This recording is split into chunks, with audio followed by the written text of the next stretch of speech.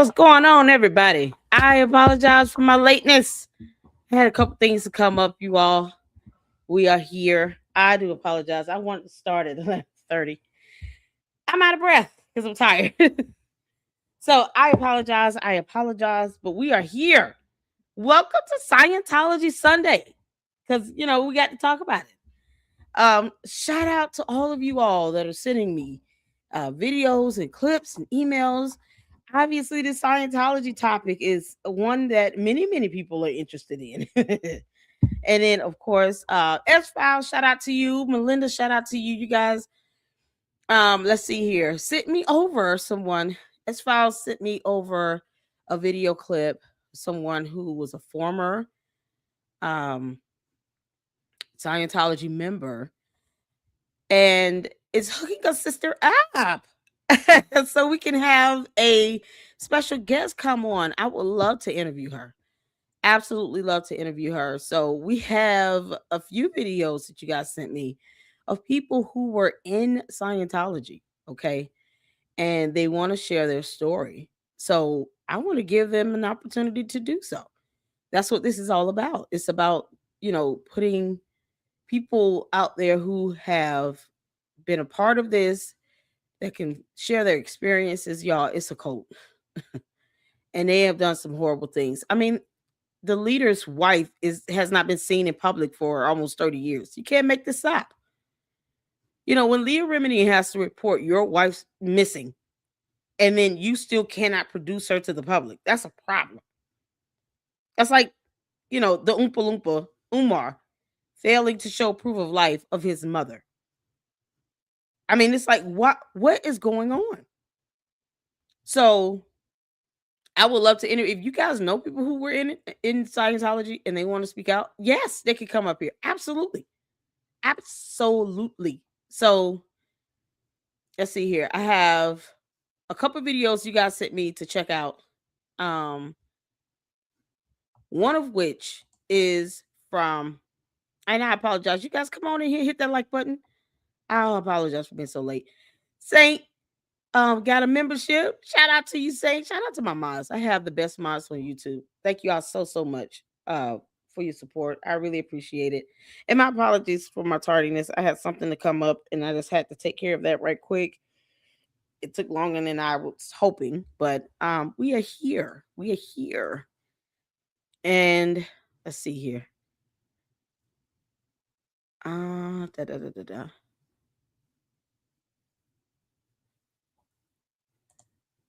Movie King's here. Good morning. How are you? Laura, shout out to my mods, y'all. Laura's also my admin here in StreamYard. So at any time you guys need something immediate, she knows how to come up backstage and let me know and raise a red flag. So shout out to you, Laura. How you doing, honey? To Saint, to all my mods, I appreciate you all. It's me, guys, letting y'all know I was sorry I was running late. I'm so sorry. Something came up. Melinda, what's going on? Hello, y'all. God bless everyone in this Sunday day.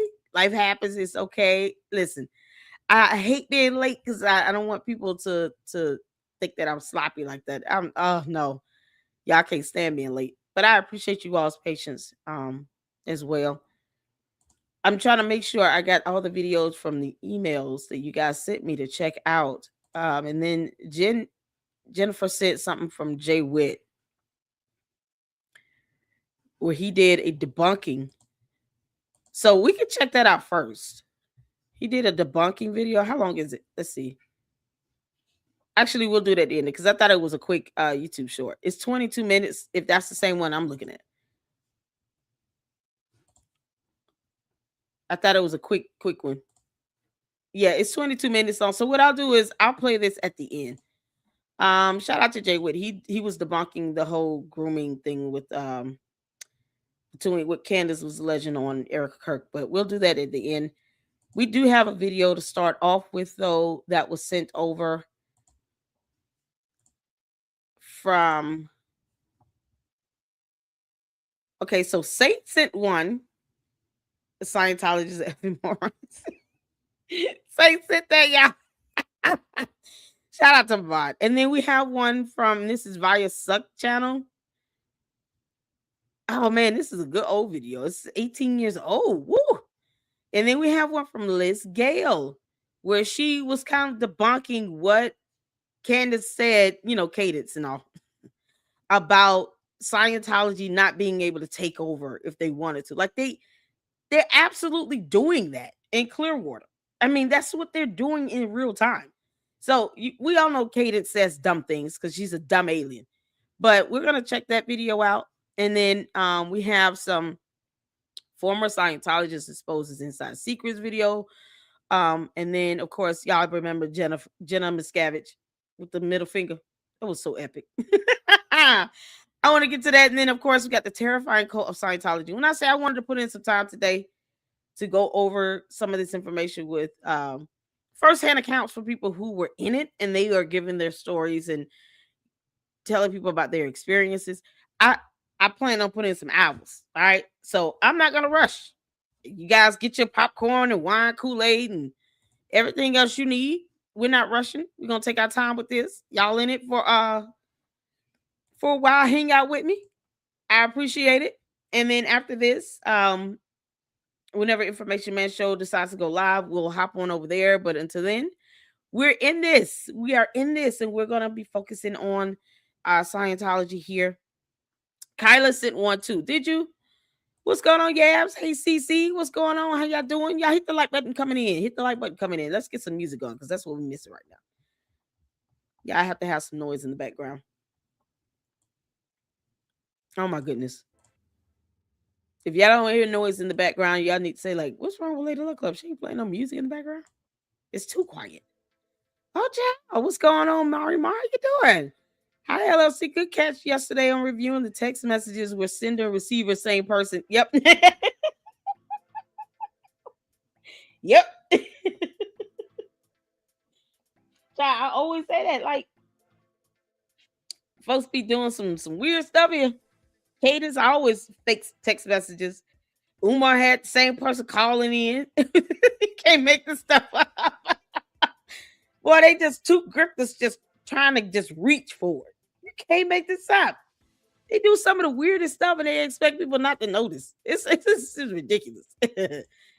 Kyla sent something. Let's see. Okay. Liz Gale is the one that Kyla sent. So Liz Gale is Kyla's friend. And then let's see. S-Files sent something because she says she can and I don't mind whoever wants to come on to the LLC, and a former Scientology member wants to come on to the LLC to talk about their experiences. We are all ears. You understand? We are here for it. Is that the same one? Is it S-Files? Is it the one that Kyla sent? Liz Gale? Yes. Okay. So the one that S-Files sent is the same one that Kyla sent. That's Liz Gale's video. So we're gonna get to that after we get to, because I just want to make sure I'm not missing anything, especially if it's a former Scientology member. Yeah, I want to make sure I play those. Okay. So I think I got them all. For what we're gonna do for today for our Scientology Sunday. So we're gonna kick this off with, this was only like 5 minutes from what, shout out to Saint, what she emailed me. It was just a quick, oh, here's a good little, let's see here. Can y'all see that? What's going on with my thing? My view is weird. Genocide?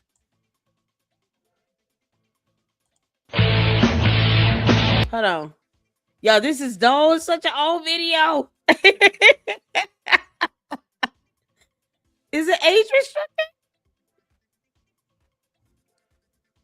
I can't expand it. What is going on? Okay, here we go. There we go. So this one here, y'all see the title. Y'all, this video is 18 years old. Oh my God. Oh man, I can't do the song because it's actually it's copyrighted. So let's get to this one here and see what they're talking about here. If it plays music, I have to mute it because I can't have the copyrighted music in mine because YouTube is ridiculous. So all right, let's see. Let's go. Let's see what this is about. Oh God. No, no, no, no, no, no, no, no, no. Go back, go back, go back.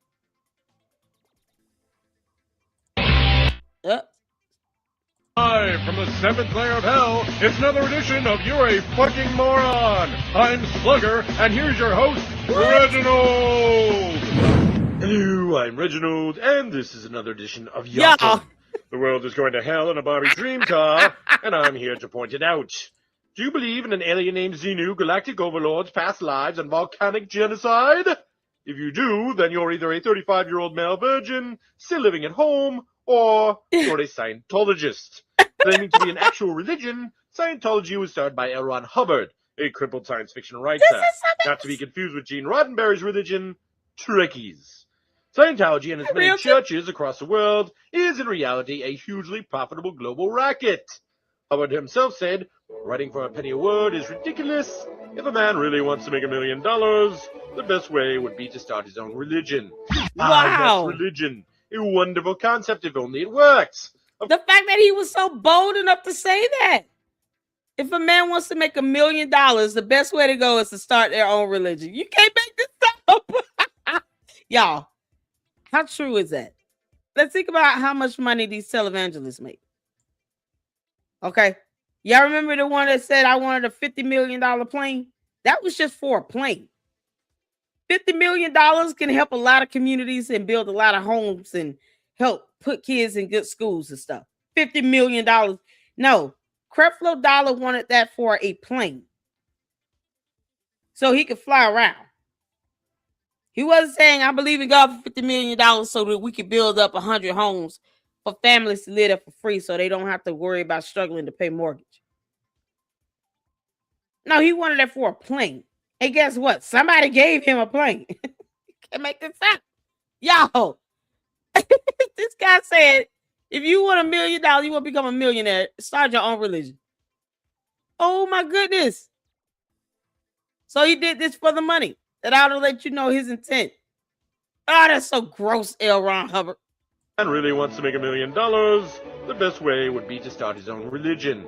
Yes, religion. A wonderful concept if only it works. Of course, it worked for Hubbard, using it to disguise such illegal activity as money laundering and tax evasion.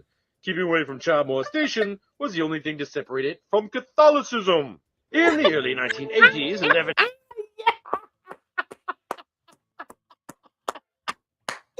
Oh, man. Didn't I tell y'all we're going to start talking about Catholicism? Because Cadence wants to believe that Catholicism is the best way to be a Christian, I guess. Never mind all those Catholic priests that be saying kids. I want to know who her priest is. Who she go? Because I can run his background. Like Cadence is the man that you going to and doing confessions with. And he out here touching on children since you can't stand, no one wants kids to be SA. But if you got such a venom and animus towards men doing this, and they claim to be, ministers of the cloth and all this other stuff, you need to start in your own backyard, Cadence. Start with those Catholic priests. Let's start with yours. What's his name? Can't make this up. Top Scientologists, including Hubbard's wife, were for infiltrating, burglarizing, and wiretapping more than 100 private and government agencies in an attempt to block their investigations. Oh, it sounds simply adorable. No wonder Tom Cruise loves them. But just what do you get for giving your life savings to Scientology? Surely it can't all go to those spiffy pins and medals. Oh, no, my friends. Join the Church of Scientology, and you'll know the truth. According to Hubbard, the truth is, well, I'll let Slugger explain it.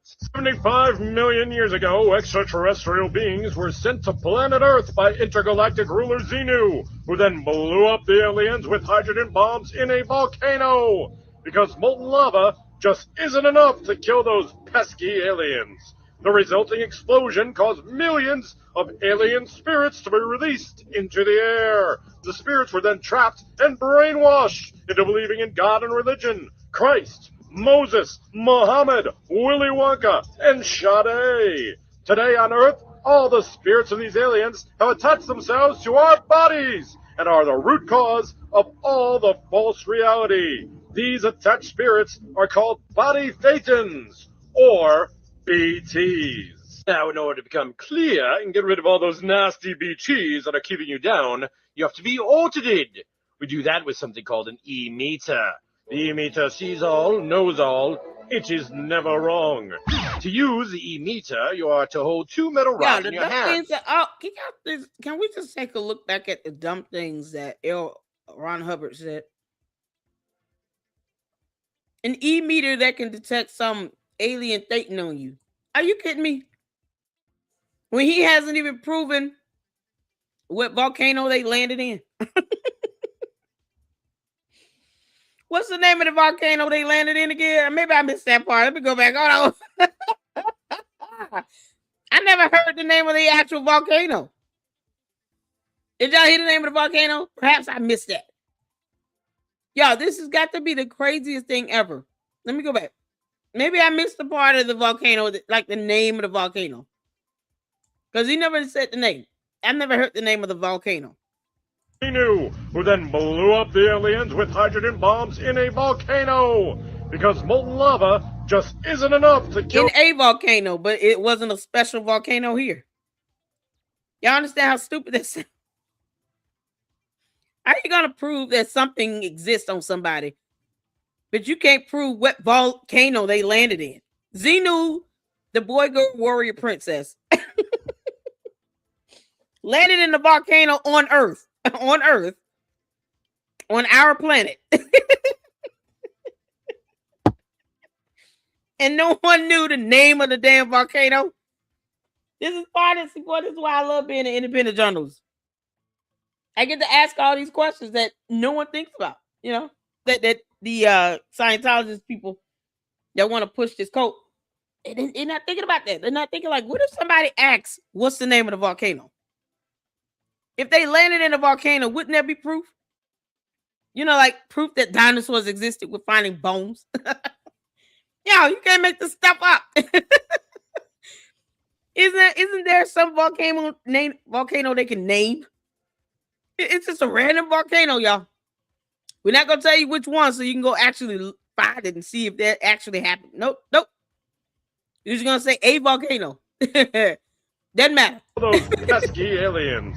The resulting explosion caused millions of alien spirits to be released into the air. The spirits were then trapped and brainwashed into believing in God and religion. Christ, Moses, Muhammad, Willy Wonka, and Sade. Today on Earth, all the spirits of these aliens have attached themselves to our bodies and are the root cause of all the false reality. These attached spirits are called body thetans, or BTs. Now, in order to become clear and get rid of all those nasty BTs that are keeping you down, you have to be audited.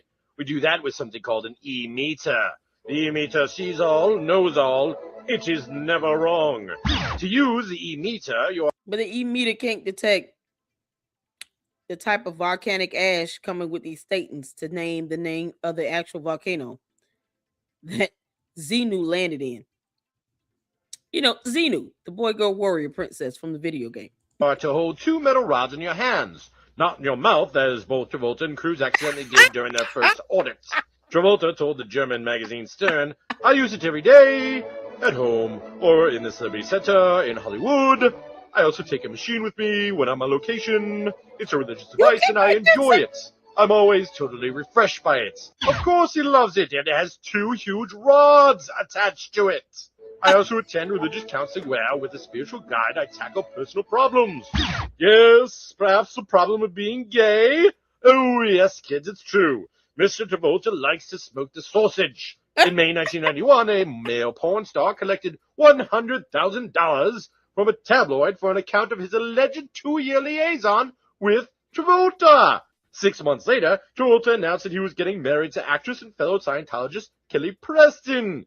Can someone say arranged marriage? Well, at least Travolta has his own kids. Cruz is so horrified by the punani that he adopted his. Make money, make more money, make others produce so as to make money. Okay, so this is before Tom Cruise actually got married and had his own daughter. Oh my God. You gotta imagine, does he still claim to be the father of those was it Nicole Kidman's kids? Does he still claim that, like, they adopted children together, right? Is he still claiming to be their father or what? How's that going? You get them in or Oh my why, God. just do it. Cruise must believe in this doctrine as he tried to sway Scarlett Johansson to join the cult. According to RadarMagazine.com, Cruise invited Johansson to dinner when, after 2 hours of proselytizing, Cruise opened the door to reveal a second room full of upper-level Scientologists, at which point the cool-headed ingenue politely excused herself. Johansson was so shaken up by the events that she quit her job as co-star of Cruise's movie Mission Impossible 3. Just how freaked out do you have to be to drop out of a multi-million-dollar payday? We're talking about Black Widow. Scarlett Johansson, right? That's Black Widow. She didn't need his movie. Thank God. What God doing? Look how good God is. She dropped out of that movie, and then she ended up being Black Widow in a Marvel franchise movie, making more than that. Oh man. And had her own feature film.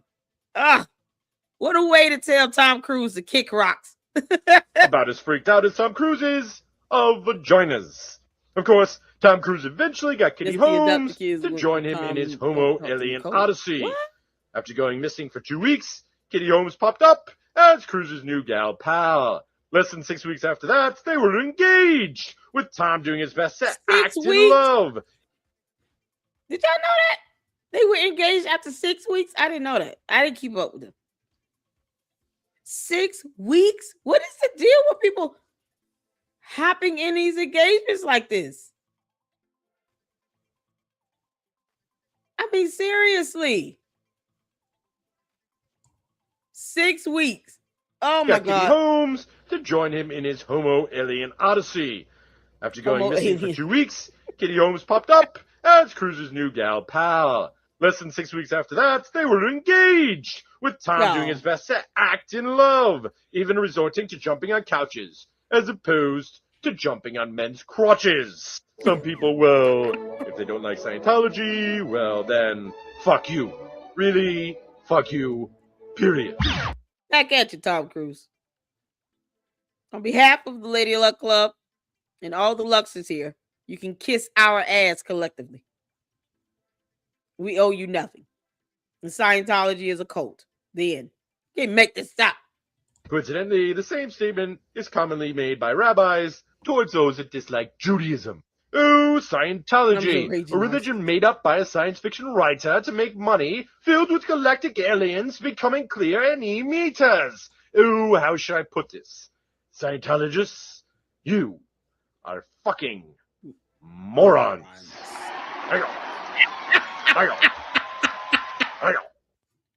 Oh, that was epic. Oh man, shout out to you, Saint, for sending us that video. That was a good way to introduce it. Now, I was gonna say it was a good way to tell kids about it, but he threw a little cussing in that. But you know, I cuss too, whatever. It was good. That was funny. I'm still waiting on them to name the volcano. Xenu, the boy-girl warrior princess. Y'all, the e-meter thing is what really gets me. They actually think this thing works. You can't make this up. It's like, okay, can you describe that thing on you? Well, what does it smell like? It smells like baking bread. It might be Candace's alien baby. Cadence and her yeasty infections. I had to throw that in there. All right, y'all. This next one is this is the one that Kyla sent over. I'm trying to see what was the thing? Okay. So this is Liz Gale. Liz Gale is a content creator, and she has a video she did responding to Cadence, who said that Scientology could not take over when it very much so can, and has already started doing that. I don't understand why Scientology thinks they have an army, though. You know, because U.S. citizens are not going to let you just take over a state.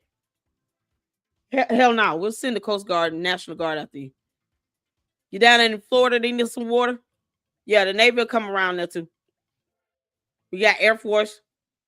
We got armies.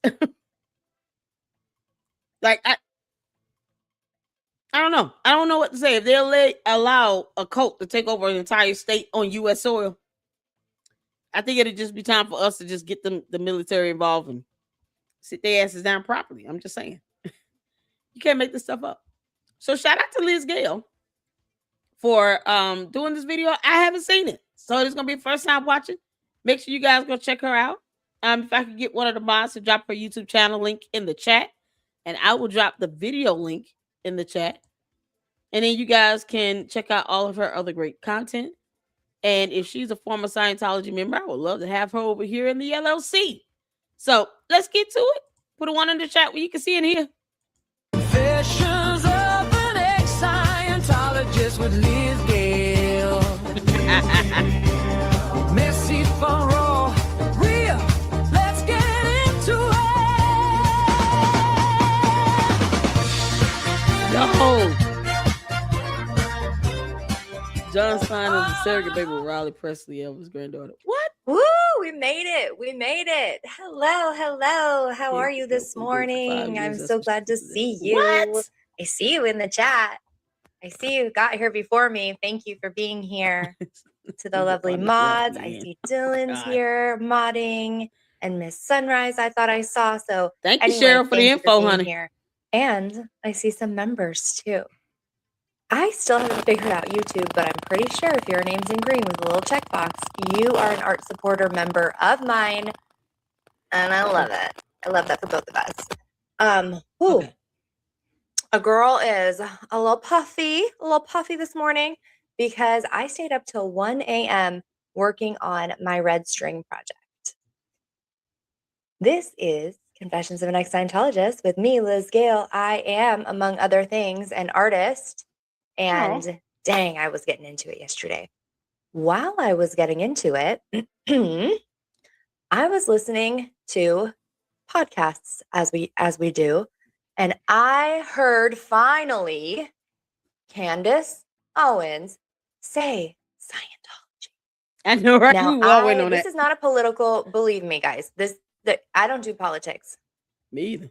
You guys know I'm a conspiratorial person. I'm an ex-Scientologist. I think it's all a stage, a theater. Priscilla Presley just left Scientology good. But it's still a good show sometimes.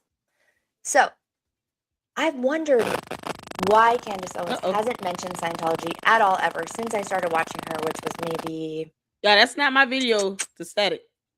11 months ago, because she was starting to do some book club about a book called Chaos, which is about the CIA, Charles Manson. It introduced the idea that Charles Manson's family was actually an MK Ultra experiment to try to push people to the max, to the brink, to do terrible things. So that book piqued my interest, right? So that's when I started. So I just want you all to know, I know that she's a polarizing figure. I know that Candace Owens has had a hell of a history. I don't want to talk about any of that. That's not what we're talking about today.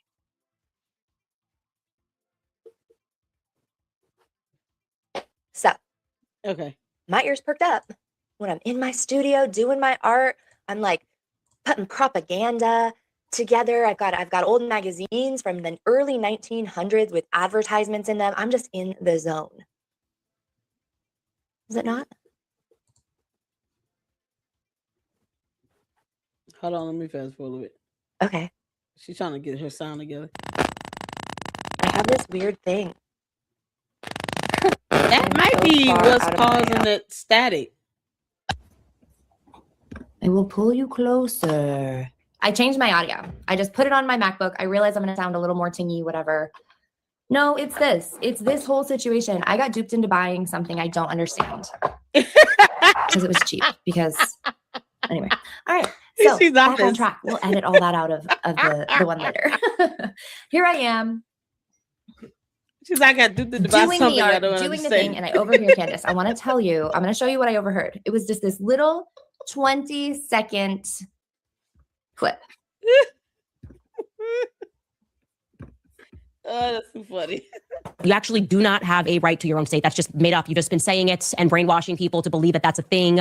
You couldn't just get a bunch of Scientologists to get up and say, oh, well, you know, why can't Scientologists? have their own state. Why can't we just take over all of America? It's not a thing. It's actually not. Yep, you're mute. No, she has Scientologists close in her life. I know this. And we're going to talk about that a little bit today.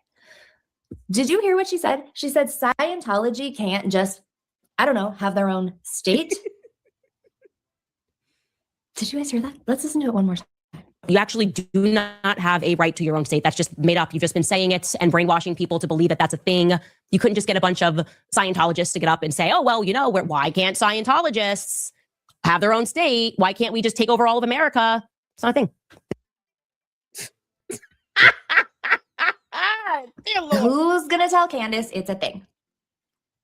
I think we are. I think today. Liz, I'm going to tell you this right now, girl. You know why she said that? Because she watching my stuff, and I said flat out that they taking over Clearwater. And she's trying to debunk me. Candace, you're not smart enough. It's so funny. Her cult members don't understand why she watches me, but she does. Candace, kiss my ass. We are. So, hey, Candace. I don't think she's really watching, but let's talk about how it's a thing. You'd be surprised, girl. Have you heard of this? Let me share my screen here. I have a lot of tabs open, guys. Here we go. Let's let real investigative journalists do the job for us. So this is a Tampa Bay Times amazing website. In fact, let me copy and paste it for you because it has a whole interactive map. Yeah, exactly. Because they want to take over the world, not the United States. Duh.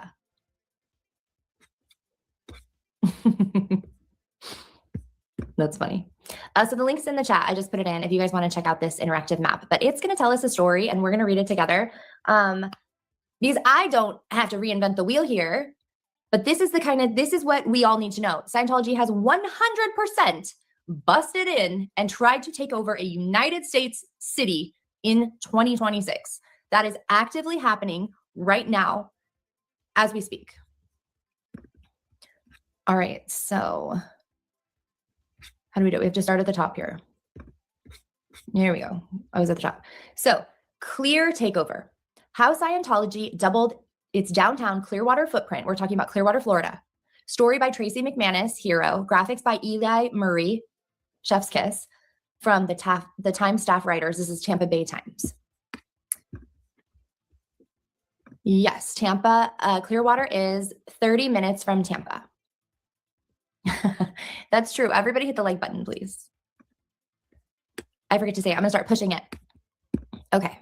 This is such a cool website. So scroll down to read the story. So first, Scientology came to downtown Clearwater in 1975. It bought a hotel and wrote plans to take control of the city. So there's the building. Had one building at this time. The church's campus grew slowly over decades. Its members bought property on surrounding blocks. Now, for a lot of this time, Scientology's identity was hidden. That means that they came in under false pretenses. In fact, the town hated it so much. I'm going to show you something really quick. Hold on. Here's a newspaper article. So this was a 1976 article in the Tampa Bay Times also. I mean, they're all over Scientology. You'd have to be. It's a huge story. Okay, so this says, finally, it was revealed. The Church of Scientology surfaces as the Fort Harrison Hotel's owner.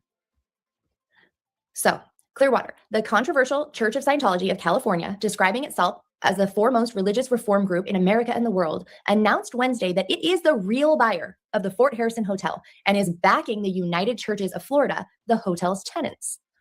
Pushed into revealing this, they were basically ousted. Pushed into revealing its 95% backing of the ventures by a rising tide of public curiosity and distrust. We'll talk about that in a second. The Church of Scientology flew a spokesman to the Tampa Bay area in the early morning hours to make the announcement. The spokesperson, Reverend Arthur J. Marin of Los Angeles, told reporters that the church had decided originally to keep out of the picture, even to the extent of not letting the hotel sellers know about the tie. So they're liars.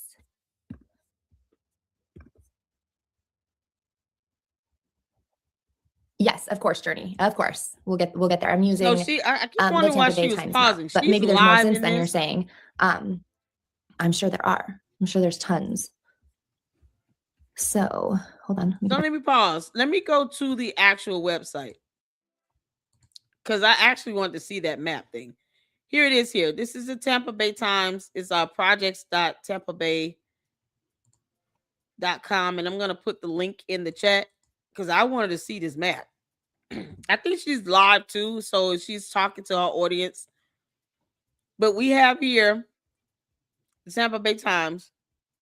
Clear takeover. How Scientology doubled its downtown Clearwater footprint in 3 years. Now we've seen previous videos where they mentioned one of the business owners said that they tried to keep him from getting started, opening his own business for at least 2 years. They go out of their way to keep people from, starting their own businesses there. So if you say scrolls here, story by Tracy McManus, graphics by Eli Murray. These are Time Stuff writers. Back on October 20th of 2019. So this is about 7 years old. So as you all can see, Scientology came to downtown Clearwater in 75. It bought a hotel and wrote plans to take control of the city. And they do that by trying to keep people from opening up businesses as well. So you guys see, this is the hotel over here. Based on this is the Google map. And this is written back in 2019, right? So here it says the church's campus grew slowly over decades. Its member bought property on surrounding blocks. So as you all can see, it's going to start highlighting what they purchased as we scroll down, and as they give more information, you'll start to see more buildings highlight. So here is the property here for the what is this? The hotel? They got a hotel, and then they just said the church's campus grew. And then you guys see this highlighting back here as well. So it's showing you bit by bit what all they purchased, all the property they have purchased. Look at that. I'm just scrolling. We haven't even gotten to the next sentence yet. Look at all the properties they have acquired so far. What's highlighted? Look at that. We haven't even gotten to the next statement yet. And Cadence thinks that they don't want to take over. You're out of your mind. Look at this. Look at all the properties they purchased. Then in 2017, companies controlled by parishioners began buying retail property at an unprecedented rate. So companies controlled by the Scientologist members began buying retail property. And you guys see here, look at all of these buildings highlighted. This is in Clearwater. Look at that. Don't they have a commune now? Oh my God. They doubled the church's footprint in less than 3 years. Because Scientology brings in a lot of money and they don't pay taxes. So they have a lot of free assets, a lot of money at their disposal to purchase property like this. And they probably get it really cheap because they're purchasing it under the Scientology, which is nonprofit and tax exempt. I wouldn't be surprised if they were getting some sort of discount or something. They probably don't have to pay as much property taxes. You can't make this stuff up. So less than 3 years, they doubled their footprint. The impact is clearest in the heart of downtown. Okay, so now it's giving you an outline of what all they own now. Look at that. Take away the church footprint, a few condo towers, and all buildings owned by the government. You can't make this up. Look how little is left. Oh, Lord. This is what's left. Y'all see that? This is insane. Hey, Brother Malik, how you doing? What's going on? Cheryl says you have to understand only Sea Orgs live in seclusion, trained in Clearwater, paid $47 for a 110-hour work week. You can't join Scientology in Clearwater. Sea Orgs don't go up the bridge ever. So that's where they go to train at. And that's so crazy. Look how little they pay people. And yet they're able to buy all this property. A realtor says 100% true. The definitely block business. Yeah, they block businesses all the time. Nonprofit can get first dibs on foreclosed government-owned properties. What? And I believe you, realtor. You can't make this up. So if they get first dibs on it, and these are government seized properties, they're definitely getting them cheap. And they tax exempt. Look how little what's left. You can't make this up. Then walk down Cleveland Street, downtown's main artery. Okay, so we're going down Cleveland Street. Look at that. Look at this. Leading up to the waterfront, 22 of the first 33 buildings now have ties to Scientology. Wow. The Church of Scientology and companies run by its members spent $103 million over the past 3 years buying up vast sections of downtown Clearwater. They now own most commercial property on every block within walking distance of the waterfront, putting the secretive church firmly in control of the area's future. Most of the sales have not previously been reported. The Tampa Bay Times discovered them by reviewing more than 1,000 deeds and business records, and interviewed more than 90 people to reconstruct the circumstances surrounding the transactions. Here's my thing. If you're not doing anything wrong, why are you hiding it? You're trying to operate as a religious sector, as a nonprofit, and yet you don't want people to know you buying up real estate, you're buying up properties. When you have to sit here and do this secretively, and this is what they have to do to find out. There's something wrong with that. Because no one wants a cult in the neighborhood. You can't make this up. Yes, once I'm done with this, I sure will. But once I'm done, because I never got an email from them. So once I'm done here, I will hop over and I'll try to stream to my channels as well, because I want to be able to do that. But let them know. Email me the link, please, because I haven't seen an email from Information Man Show. So can you please let him know that I don't have the link to set that up yet, so that I can live stream as well? I appreciate you. But yes, once I'm done with this, we sure will. Shout out to you. Shout out to you all. Make sure you guys are able to tune in as well.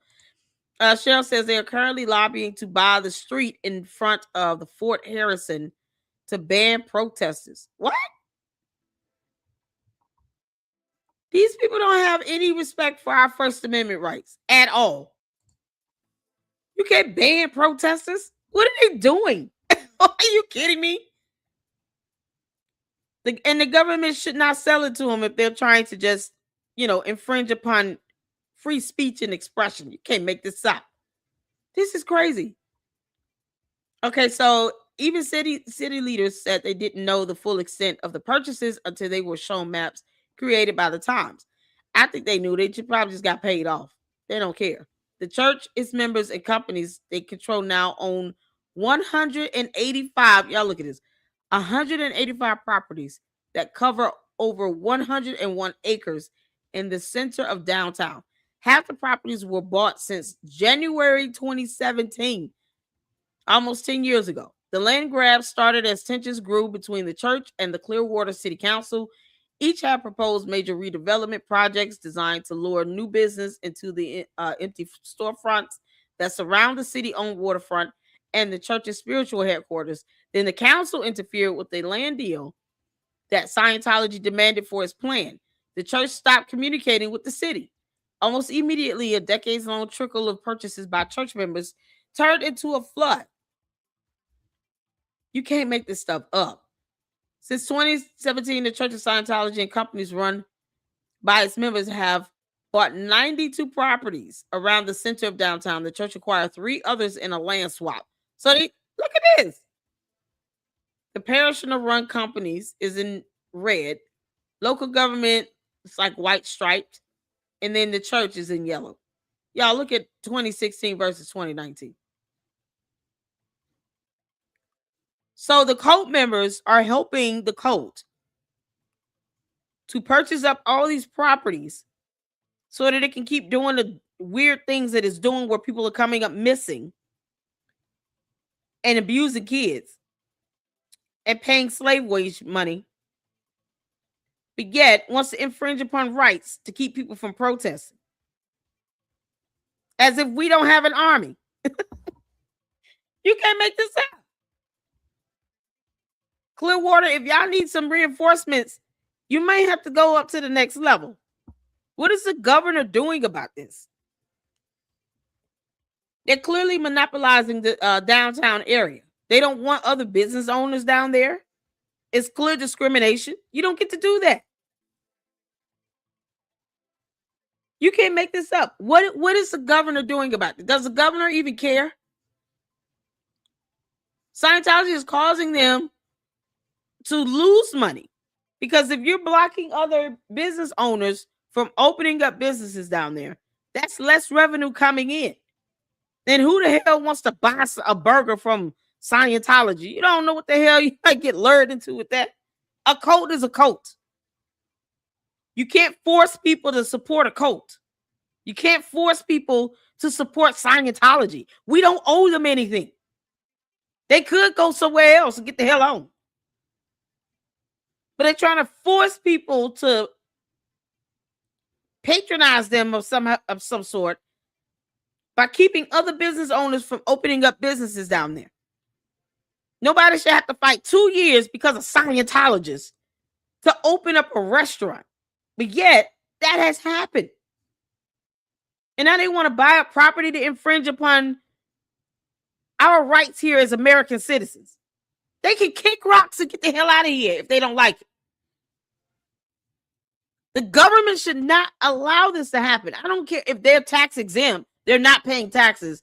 They're not helping in any economy at all on a local level, state level, or federal level. So why does the government go out of their way to protect them is my question. Other than them lobbying individuals and probably bribing, officials individually, they don't overall add to our economy. You can tell them to kick rocks and say, we got armies. We got the Marines. We'll bring them in. Don't make us have to show you our power here.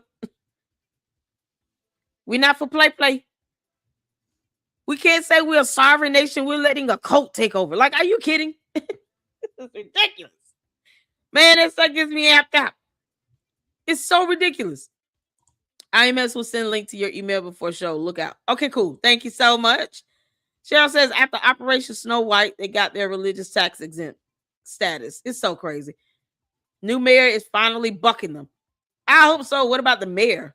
Good. Because I'm sitting here like real to say that's crazy. I used to live in Clearwater, and everyone who grew up there always told me to stay away from their building and the religion. Yeah. I wouldn't go nowhere near it either. This is so crazy. The governor needs to keep his foot on their neck. Because that's the only way you're going to be able to keep them at bay. They can sit here and get mad at our laws. Tell them to break them if they want to. And then you can lock their asses up. Like, this is ridiculous. Nearly all of the properties were bought through limited liability companies, LLCs, which are required to disclose their operators, but not their owners. Although that arrangement is standard in real estate, it makes it impossible to know whether the properties are owned by the Scientologists who manage the companies, the wealthy church, or another hidden party. Sounds like Florida needs to be passing some state laws down there when it comes to, purchasing of properties through these LLCs. That's what needs to happen. Companies controlled by different parishioners bought neighboring properties that create clear assemblages of land. Scientology's extraordinary influence over its members has been documented in government investigations and testimony from former parishioners throughout its 65-year history. That has led defectors from the church and city leaders to believe there is little chance parishioners are making significant real estate deals around Scientology's Mecca without the church's involvement. Of course, they're involved. Church has shed no light on its plans because it's trying to take over. We got a whole government that's going to let that happen. Seriously. So we're not going to say anything down there in Florida. Seriously. Y'all, this is something else. This is a good read here. I'm not going to read the whole thing, but I've dropped the link in the chat for you all to read so you all can see what's going on. Look at these photos here. This is something else. I mean, this could be a booming tourist site. You got all of that coastal front area. I mean, just around there. And you mean to tell me you got to compete with a cult just to go down there and just go on a vacation and enjoy your time? It's insane. You got to deal with this cult. Just to go down to, if you want to go on vacation there, you got to deal with this cult. They're everywhere. Y'all, this is something else. Look at that. And each person that has ownership is showing you those properties and where they're located on the map. This is fantastic. Tampa Bay Times did the damn thing right here. They did it. Y'all see this? Some Agami properties, and then it gives you a closer look based on Google Maps. This is fantastic here. Then 3 Zingno properties, and then it shows you where they are. This is absolutely amazing. Look at that. Andros Marina. You all need to make sure you read this. If you're thinking about going out to Clearwater, think twice. Please think twice. Because they're trying to buy up all of Clearwater and take over. You can't even just go down there and just enjoy yourself. You got to worry about that crap. Visitors walk through downtown on a Friday. City officials are trying to make the area a regional destination for food, drink, and entertainment. You can't do that if you let a cult called Scientology take over and buy all these properties. That's not going to happen. You're going to have to pass some legislation to curb what they're able to do under these LLCs. Y'all, this is something else. Cheryl says it's gotten bad because of all the money thrown at business owners, private investigators, government. Pam Bundy speaks at their events. You can't make this up. See? When they're sitting here bribing specific officials, they know who to bribe. These people get bribed and then they take the money, but they don't care if the money flows back into our economy. They don't care about that because they don't pay taxes. Scientology doesn't pay taxes. So they don't care about whether or not their money is flowing through our economy by at least paying property taxes. They could care less. So they don't aid in our economy at all. What impact do they have when it comes to, Clearwater, the state of Florida in a broader sense? None. And then they paying their people like they slaves. Get out of here. And they're letting them take over? Seriously? A broker is trying to buy the building Peter and Emily, is it Laris, have owned for decades. But the couple isn't ready to go. Okay? I don't even know who they are. Y'all got to read this. This is something else. So make sure you check out. Let me drop the link again in the chat. We'll get back to the video. Y'all, this is something else. I just wanted to go over here and check this out because it seems like Liz is doing a live stream. So she's answering questions and stuff like that along the way. She also pulled up another article here. We're going to go through this because I want to get to the next video with the interview, you guys. So Clearwater Mayor Gabriel Cazares, publicly incensed by the guard's presence, you just saw that guard, and the renter's evasiveness, he reacted strongly to the Church of Scientology's announcement. Quote, "This confirms what we suspected from the beginning," he said. "They did not level with us. They have misused our ministers. They have misled the public, and they have evaded the truth." So wait, hold on. They've been at this for a while. And the guards that were walking around, like that security guard, and they had billy clubs, it was really making people in the community nervous. And it was really making people like just uncomfortable. And you could tell that they were lying about what they were doing. Their own police department now.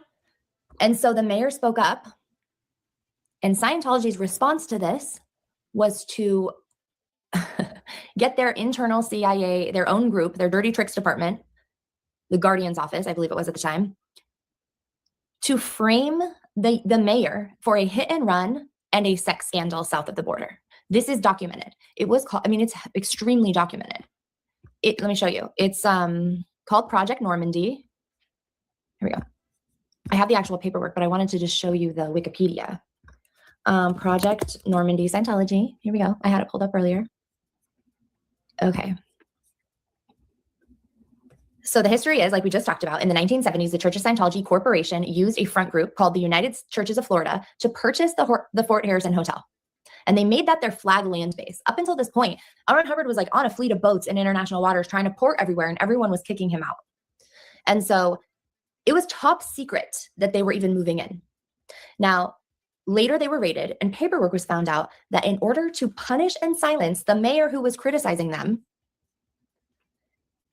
they decided to entrap him in a sex scandal. They said that he had a whole second family down south of the border in Mexico.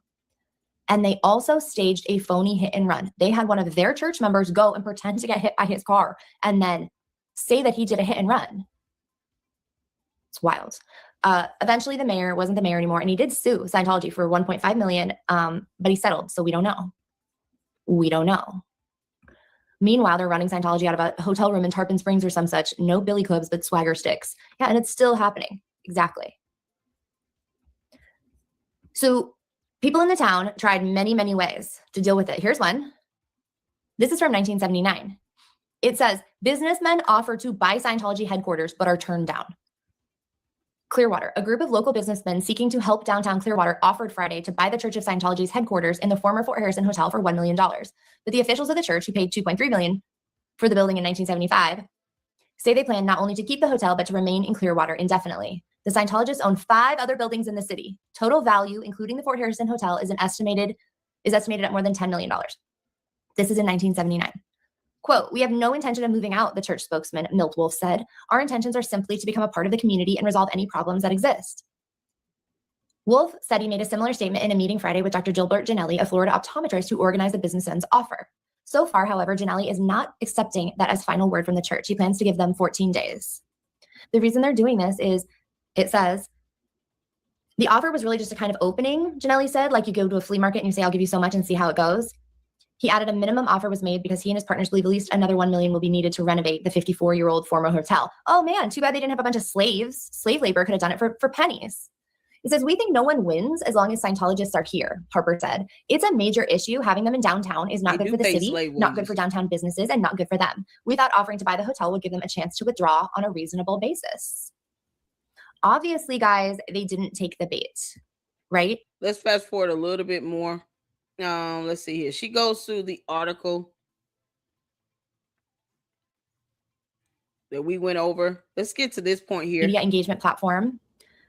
So basically, they say they want to make a mile-long walkable journey that is a museum without walls that goes down memory lane, and it keeps the history of that area alive and through Garden Avenue. So during segregation, Garden Avenue was more than the heart of Clearwater's Black business community. It quietly symbolized cooperation between Black and white citizens. While laws enforced separation, real life told a different story. Black-owned businesses served all, and downtown success relied on shared labor and mutual respect.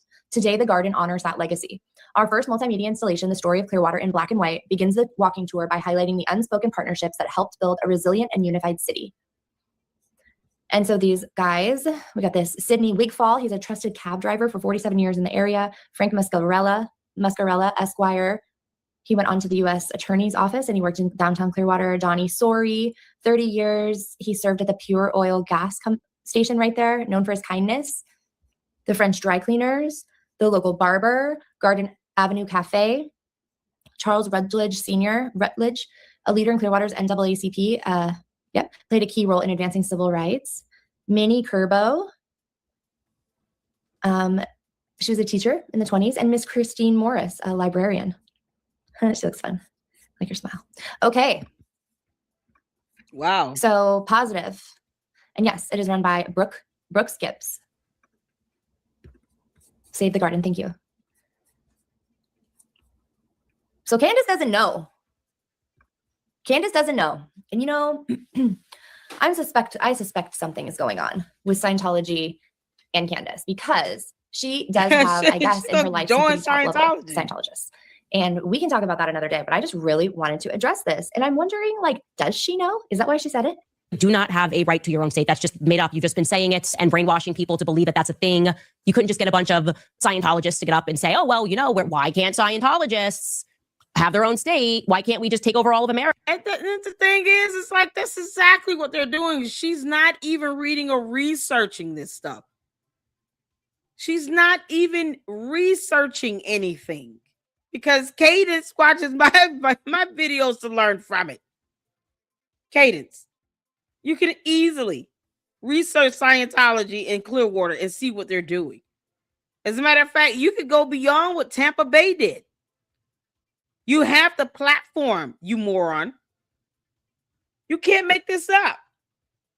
It's not hard to see that they're trying to take over. Now, will we let them as American citizens? Hell no. Because, see, they can just try to take over Clearwater, but they can't conquer over the entire United States of America. If we have to roll up down there and get our military to help support us and back us up, we're not going to let them. But it's the fact that they're trying. They believe they have the right to do all of this that they're doing. That's why they're doing it. They believe that they're unstoppable. They believe that they got to pay off people and bribe people for it. Because if they thought that they were doing something right, why would they need to bribe and lobby certain officials? Why are they inviting Pam Bondi out to their speaking engagement? Scientology have their own police force, don't they? It's so crazy here. It's like, I could have sworn they had their own police force. They definitely have the Clearwater Police Department scared. Why? Who the hell needs to be scared of them? They believe in Thetan from a volcano from Xenu, the boy-girl warrior princess. You can't make this up. All you got to do is show everybody their little e-meter and just have people have a good laugh at it. And that's it. Like, it's the buffoonery of it all. But they are actually trying to take over. Good grief. And it's the stuff she can read about. And she doesn't want to look it up and research. Candace, won't you take your behind to Clearwater and do a live stream down there? Let's see how bold you are. Take your ass to Clearwater and go down there and try to do your so-called, questioning. Because you always just asking questions. Go to Clearwater, Florida, and ask questions of those people out there around the church building, around that Sea Org building. See how well that goes for you. I just want her to just be daring enough to try. I think Cadence should go to Clearwater, Florida, and try to talk to some of the members down there and see how that goes. Because she says a lot of dumb things, but she never ever wants to go out there and be boots on the ground and go find out for herself.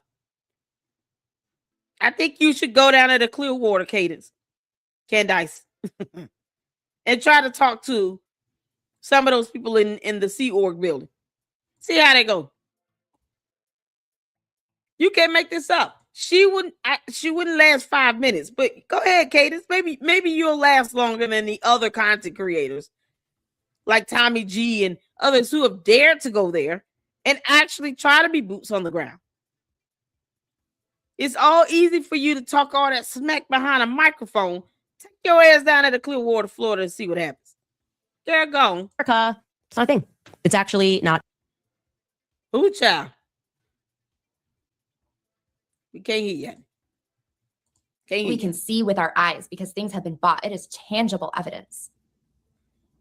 If one thinks about the backroom deals and the leverage and the lobbying and the partnerships and the coalitions that cost a lot of money, the invisible strings, the Pam Bondi strings.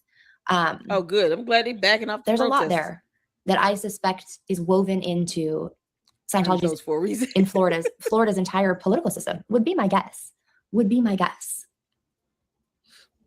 She is safe pointing, I feel like, Scientology, and she probably knows, because there's this guy he's been in Candace's life for a while, and when I hear her talking, and is she talking about John Mappin? He was instrumental in starting Turning Point UK, and it was at that first. Hold on. She's talking about John Mappin. Those are two people. They're married. We'll just talk about John. He was instrumental in starting Turning Point UK, and it was at that first event or series of events there that Candace came and met her husband and was married like 17 or 19 days later. So we know that he's been in Candace's life for a while. And when I hear her talking, and then she read his letter, that makes me feel that they have a tighter connection. And she talks about anti-psychiatry. She talks about anti-pharmaceuticals. She talks about the occultism, worshiping Baal, Satanism, all the things. L. Ron Hubbard's, the sex magic rituals that he was involved in, but she never names him. Imagine describing a menage a trois. You're like, oh my God, guess what I heard? They were having a threesome. Who was it? Oh, it was Jack Parsons and Sarah Northrup. That's only two people. Who's the other person? It's L. Ron Hubbard. Oh, Scientology founder L. Ron Hubbard. Well, that kind of seems important, but she never brings that up. I mean, whatever. So I find this interesting. I do think she, I believe, has been safe pointed by Scientology. And I see in the comments that she's mega Christian. I believe she's mega Catholic. I don't even claim to totally understand the difference or what that means. I would never speak to understand. I never speak on behalf of somebody else's faith. But this is what she said. She's super Catholic. And I actually hope that's true. I hope that her faith is genuine and real, because at this point, it probably is the only thing keeping her from actually joining Scientology. And so she's gonna join it either way. Let me tell you something.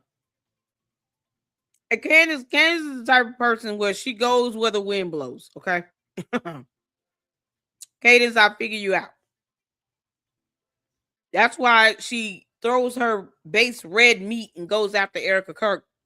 Now she's talking about this girl was a possible groomer of some sort. You can't make this stuff up.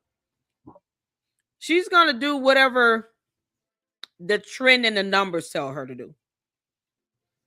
That's how Candace operates.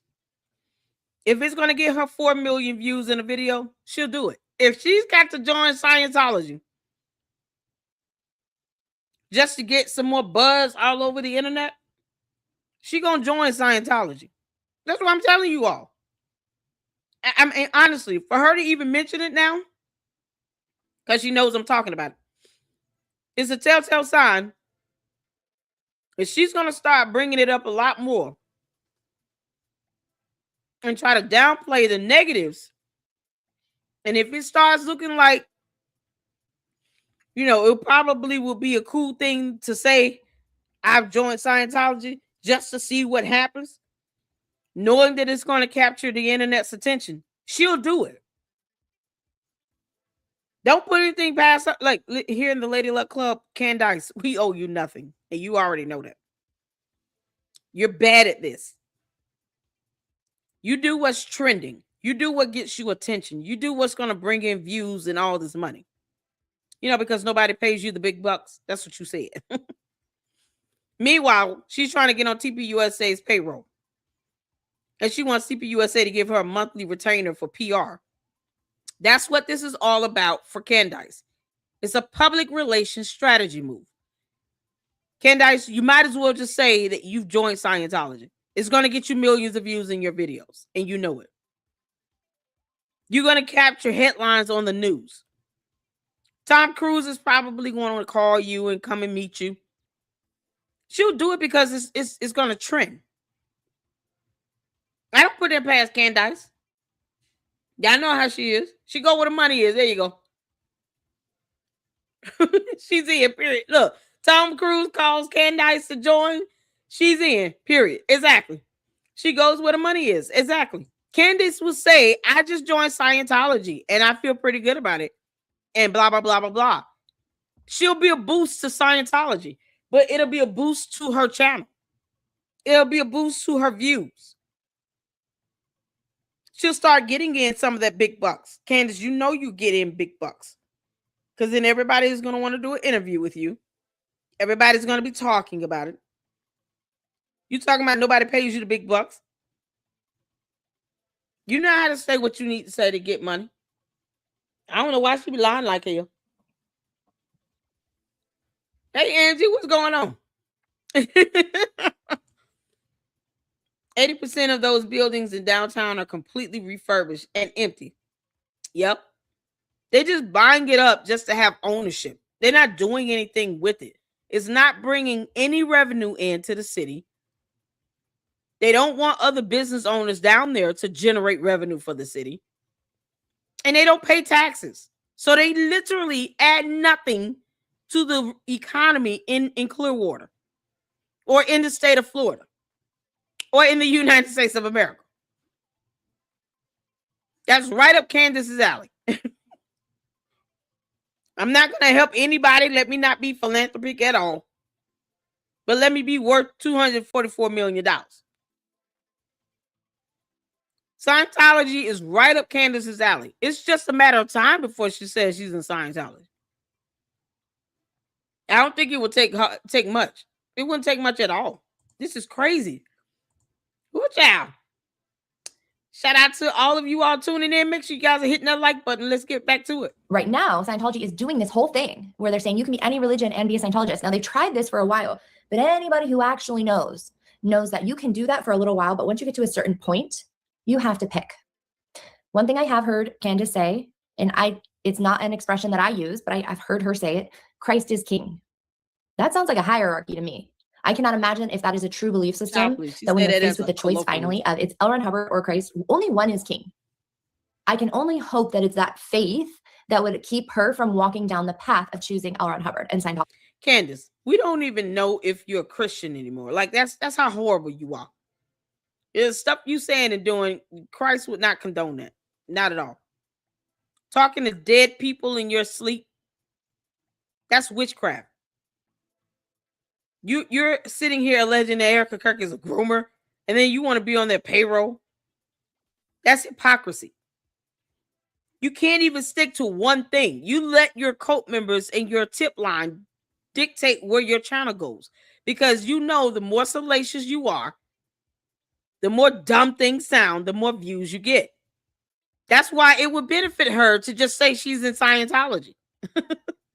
Financially, it would benefit Candace directly.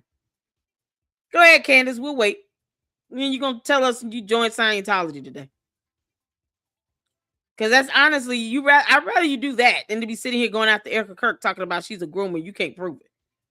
She's going to sue the hell out of you either way. But just go ahead and tell people you joined Scientology. You can't make this up. They're not going to make Candace choose anything. She'll be like Tom Cruise. She'll be the black female version of Tom Cruise. They'll let her do what she want to do. And they're not going to say anything because they know she has a platform. They're not going to make her look up at L. Ron Hubbard as God. They're not going to make her do that. They're going to want her to yield that influence to help boost them up. But they're not going to force her to do a damn thing. Child, please. Tom Cruise is just an idiot. But if he wanted to come out and say, hey, I'm a Catholic as well, they're not going to stop him. And they know it. Candace would be the same way. They'll still let her be a Catholic, say Christ is king, say all the stuff she's been saying that she doesn't mean. And she could be Scientology. Because they're looking at the influence. They're looking at the money you could bring in. They don't care about all that other stuff. It's a cult. They don't care. What they're not going to let her think is that she runs it. Candace, you can't go there, you're a cult leader in your own. But you can't go into another cult think you're going to take over that cult. They're not going to let that happen. Now, David Miscavige be like, look, I'm going to let you do a lot of things, but you ain't going to be able to just come over here and take over. And two cult leaders clashing. Can you imagine? Candace joining Scientology, trying to take over Scientology. As if David Miscavige is going to let that happen. Candace, you have to realize y'all might be able to kind of like be side by side, buddy, but you're not going to be able to like overtake him or anything. It's not going to happen. But if you good with that, you just want the notoriety, at some point she'll come out and say she joined Scientology because she knows it's going to get her some numbers. Because you can only talk about TPUSA but for so long. You can only ride that wave, but for so long. Candace goes where the money goes. She goes where the trending is. She goes what people are now talking about Scientology. Oh, let me go ahead and get into that conversation. This is her way of trying to get into the conversation. Y'all gotta understand somebody like Candace. That girl doesn't think for herself.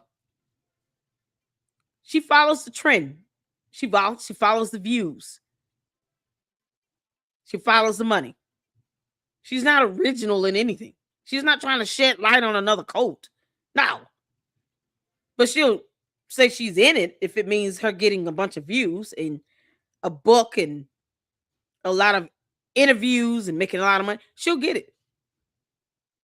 Because who's going to really come at her like, why did you do that? Like, people are scared of her now. People act like they're scared of her now. So I don't foresee anybody coming at her just going in talking about how dare you join.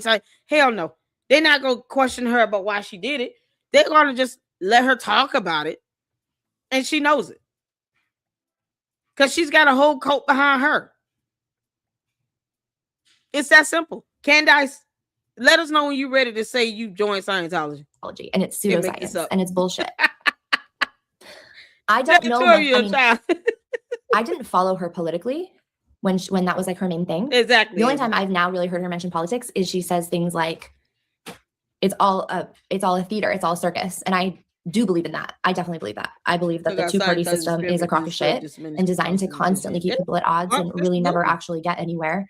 And that's a good theory, Bumps. I like that theory. She wants to see here. Y'all know Candace doesn't care about Jesus Christ. She doesn't. Her whole aspect of, bringing up Christ is king and all that is to be emotionally manipulative. She pulling in people based on their faith. She knows that here in the U.S., a lot of people lean on some type of faith. Right? And she knows that will do the trick. She talks about being a Catholic over being a Christian. In her world, there's a difference when it shouldn't be. But in her world, she's Catholic, not Christian. She doesn't say and do anything that has anybody like the average, normal, sane-minded person that's not in her dumb coat believe that she's a Christian. Most of us ask this every time she opens her mouth. We're like, okay, there's no way this girl's still a Christian. But that could be a good theory right there. If she joins, it'll be because of, I'm just, testing out how this works well with my my views on my channel. She knows that X is gonna blow up, YouTube is gonna blow up, it's gonna be in the mainstream media. She's gonna be headlining for days if she comes out and says that she has joined Scientology. She knows it will work with the media. I'm calling it. I'm telling you all. Candace will do it if it means saving her ass so she can make some big bucks. Because Candace, you can try to challenge me if you want. You end up doing exactly what I say you're going to do anyway. You can't make this up because I see it coming a mile away. Now she utters the word Scientology. Of all the examples to use, why that one? Because she knows it's trending. She knows people are talking about it. It's starting to get a big buzz now. Because the last thing we want in the U.S. is for a cult to take over our country. But she knows if she can hop in on that train and monopolize it, she will. It's so crazy. Honestly, challenge any American to tell me that they think that this system isn't corrupt and broken. Yep. There you go. Source. L. Ron Hubbard called himself Source. And I mean, come on, that's like another word. That is king. It is source. It's like, that's you God. Think they won't let her right? talk about source. Yeah. So I've put up, actually, I went down some serious rabbit holes, not just from this, but there are rabbit holes to go down from the Turning Point and Candace Owens thing. I mean, I started with this guy, John Mappin. Turns out he bought Camelot Castle in Scotland, and you can go there. It's like not a bed and breakfast, but it's like a hotel. And apparently he has all this art everywhere from this other guy who he recruited into Scientology. It's all very mystical and weird. And some of it has to do with finding Excalibur, which is the sword in the stone from King Arthur and the Round Table. That's crazy. Which is a strangely common, it's strangely weird that a lot of people look for that. It's weird. So that's one rabbit hole. And then you can go from there to Greenland and to Uri Geller, to the supernatural. Like it's just boop, boop, boop, boop, boop. We're going to fall down the rabbit hole like Alice, like I was talking about the other day. And that's kind of where I've been lately. You could see on my channel, I uploaded a couple of like 7-minute videos that kind of have been talking about trying to understand a lot of the new. Candace talking about Scientology. So, but she knows even just saying it. Look at how it's already raising eyebrows with her using Scientology to make a comparison, right? Candace, you know that if you come out and say you joined, it's going to buzz up a lot. Now, Cheryl made a good point. They're not going to let her talk about it, which I don't think she's ever going to go into detail. Let me be clear on this. I don't think Candace will go into detail. I'm saying she will get offers to do interviews to talk about her joining and stuff like that.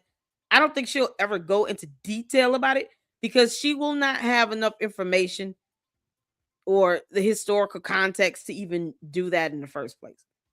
That'll probably be her saving grace, her ignorance.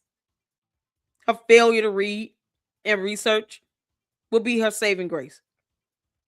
Because for her to even say they're not trying to take over, it shows she's not researching or reading either. So her ignorance will be her saving grace to keep her from talking about Scientology and what goes on in the, code itself. Like, that'll be her saving grace. She's not going to want to find out. But just her joining, the buzz that it'll create with her just saying that she's affiliated with it,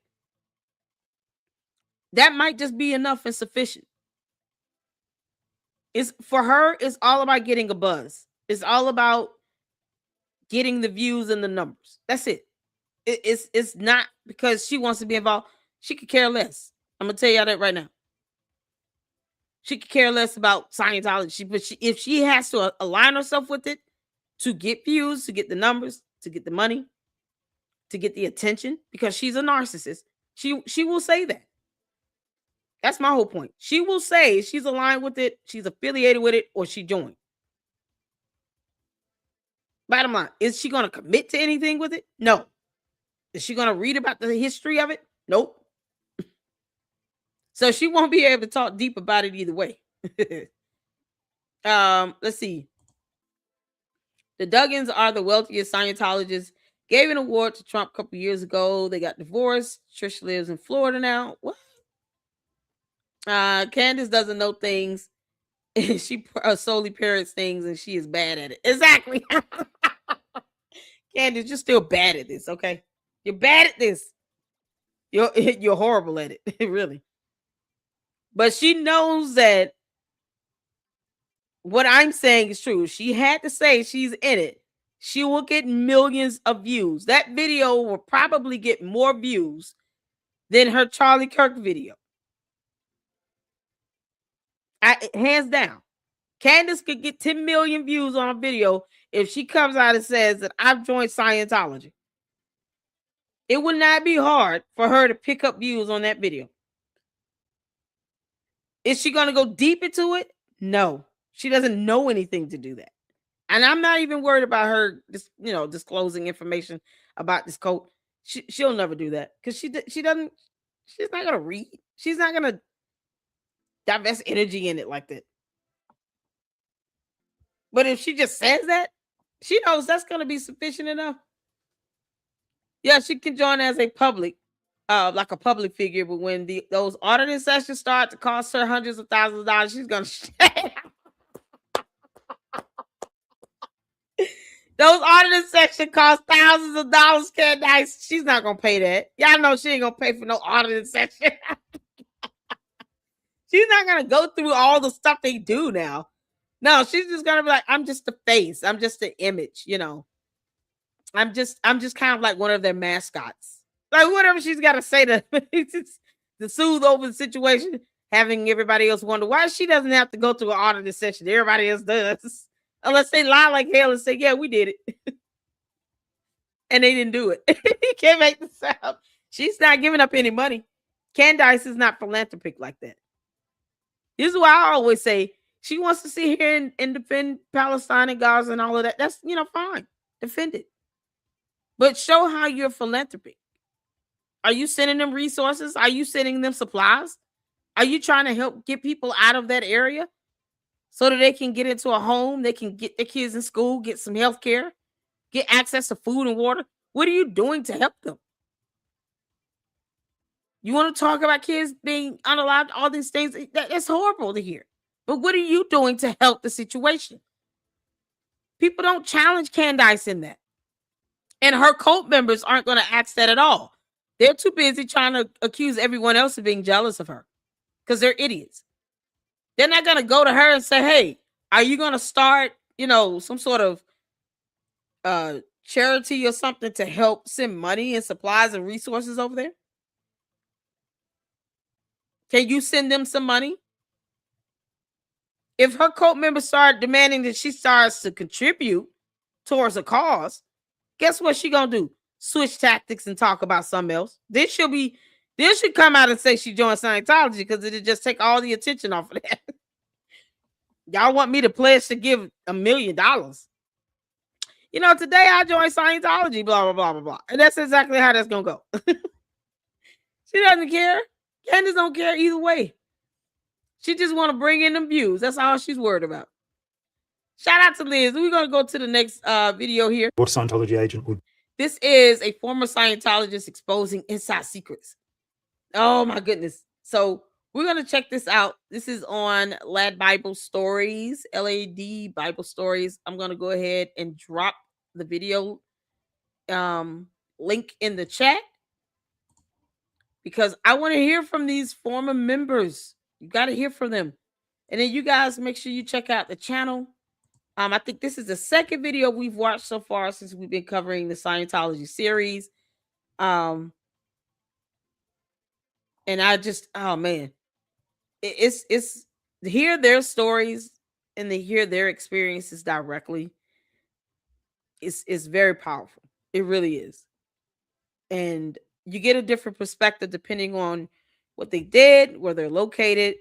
Leah Remini, of course, is one of the biggest proponents against Scientology now. But I mean, she had her whole family in it and they all came out of it. All of them left. And it's just encouraging to see how, you can get out. But it's just, we know that the horrible things they will do, the threats people have had to face, those are the stories that might not be the same as the next, but they still deserve to be heard. So we're going to check this out. You guys put a 1 in the chat. You can see it in here. Let's get to it. Will do is they'll get a list of everybody you know, including your doctor, your dentist, your travel agent, whoever, your friends, your family. They will then contact every person on the list, whether directly or on the phone, and say, we're gathering information about John Atack or whoever, and their criminal background. We found out some really interesting things already. I was told when the head of their harassment division in the UK defected that they'd spent £2 million harassing me up until that point. Hi, I'm John Atack. I'm an expert on Scientology. A long time ago, I was a member. And I also am an expert on authoritarian cults in general. And I'm here to answer questions from the Honesty Box.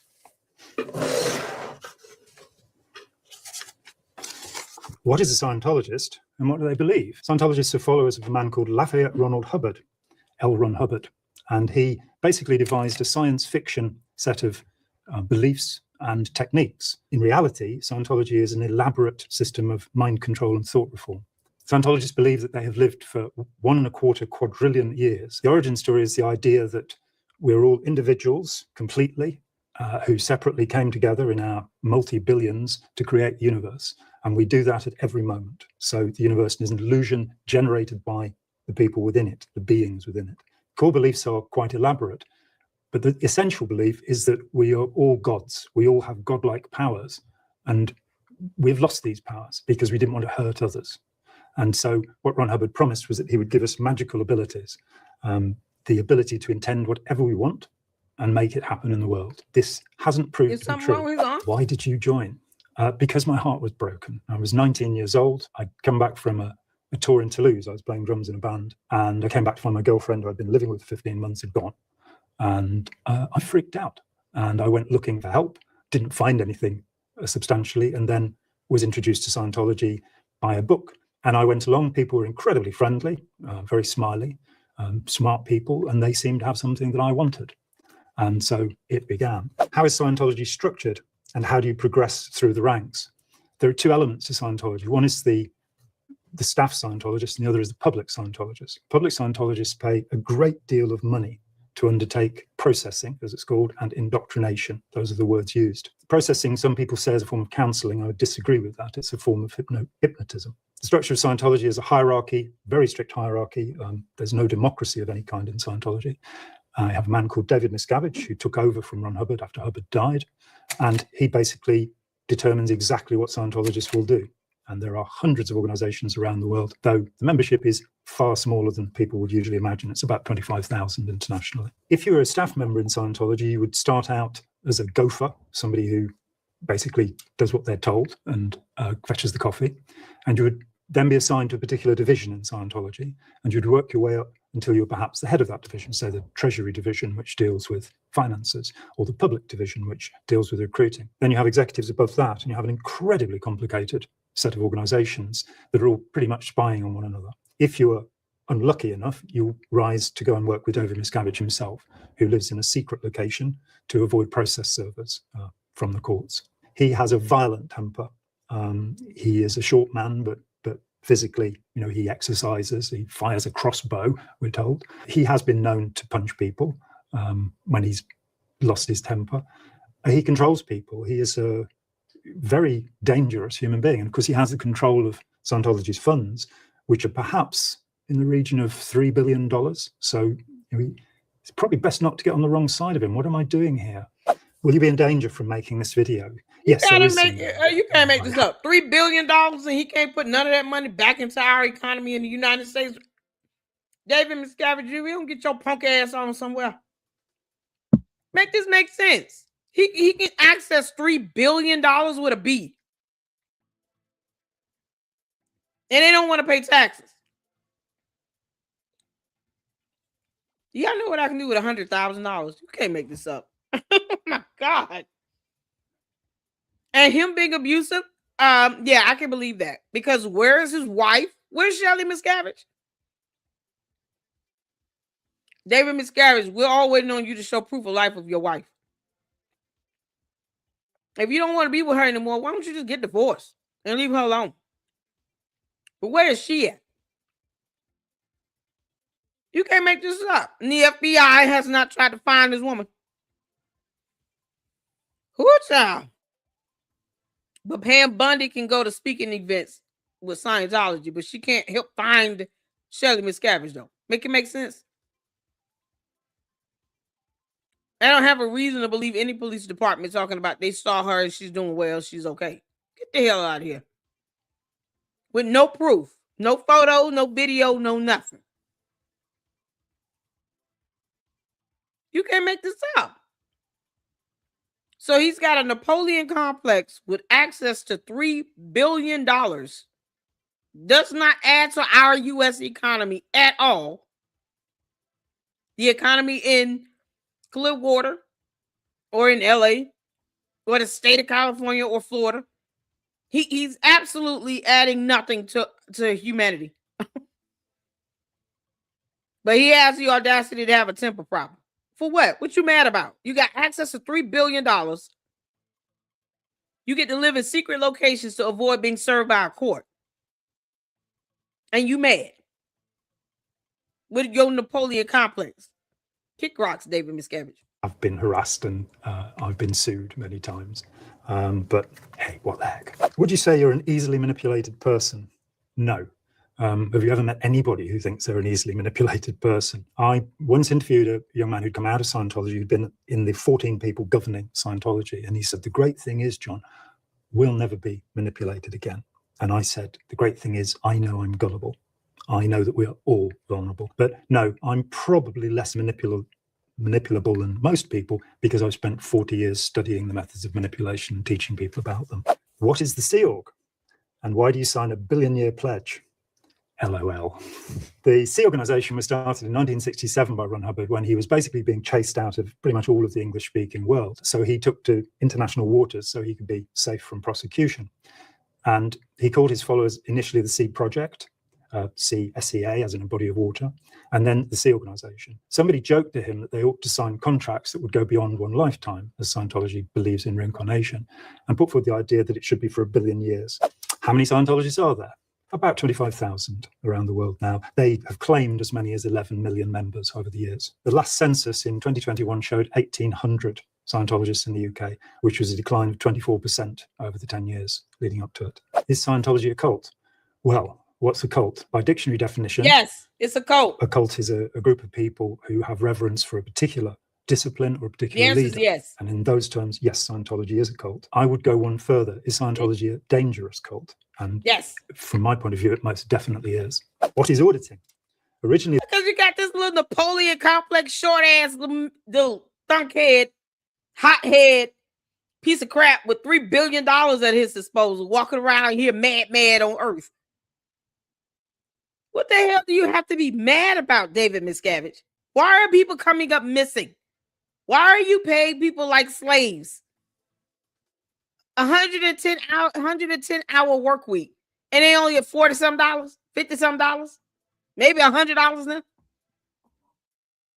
You can't make this up. When he got $3 billion at his disposal, you got people living in communes with roaches and bugs and stuff.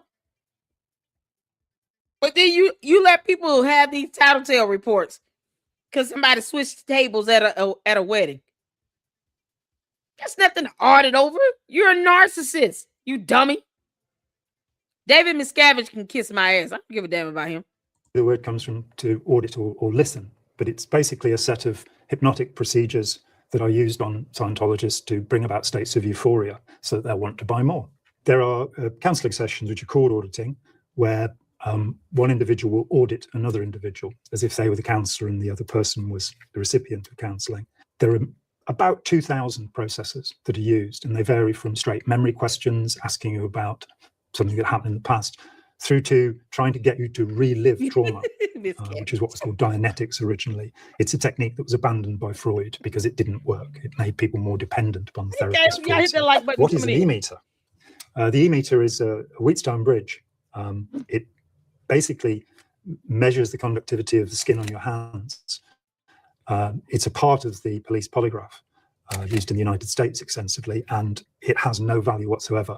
During most forms of auditing, the auditor will have an e-meter in front of them, which has a dial with a needle on it, and that is connected to electrodes, which are usually soup cans. Yeah, if you wash your hands with salt water, I wonder what that, can you imagine what it'll do to that machine if you put some salt on your hands or something, the salt water or something like that, and then you go touch the cans because it's measuring the electrical activity, right?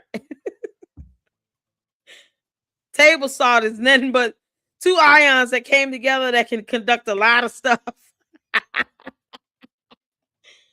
That machine, oh God. Oh, L. Ron Hubbard. This is the stuff that people allow to happen in the United States of America. This dumb cult to flourish in the U.S. on U.S. soil, where they're buying up properties and keeping other business owners from opening up restaurants and hotels. And for what? Money that the economy overall never sees. And for the Napoleon complex short little man to throw a temper tantrum. It's access to $3 billion, and this is their machine. They can't get more sophisticated than that. God. Or conventionally were. You can make and that measures the electrical resistance on your skin, on your hands. In fact, the movements in your sweat glands, though not sweat itself. And the needle will move according to the questions that you're asked. Brainwash is real. And there are a number of different needle movements that's supposed to indicate something. What are the OT levels? OT stands for operating thetan, and the word thetan is the being, the soul, the spirit, the self. The whole idea of Scientology is that you can become an operating thetan. You are a thetan, you are a being, but you're trapped inside your body.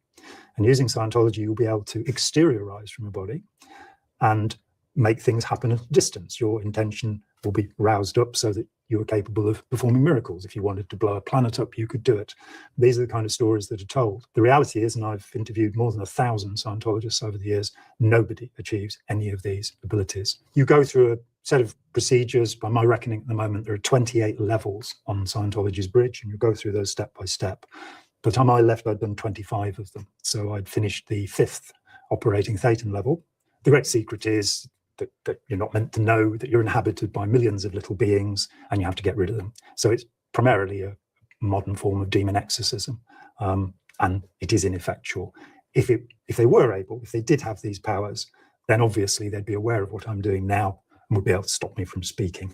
It hasn't happened in 40 years. Should Scientology be classed as a religion? I would personally abstain on the question because I think it's up to people to decide what their religion is. Should it have special privileges on a religious basis, for example, tax exemption? Absolutely not.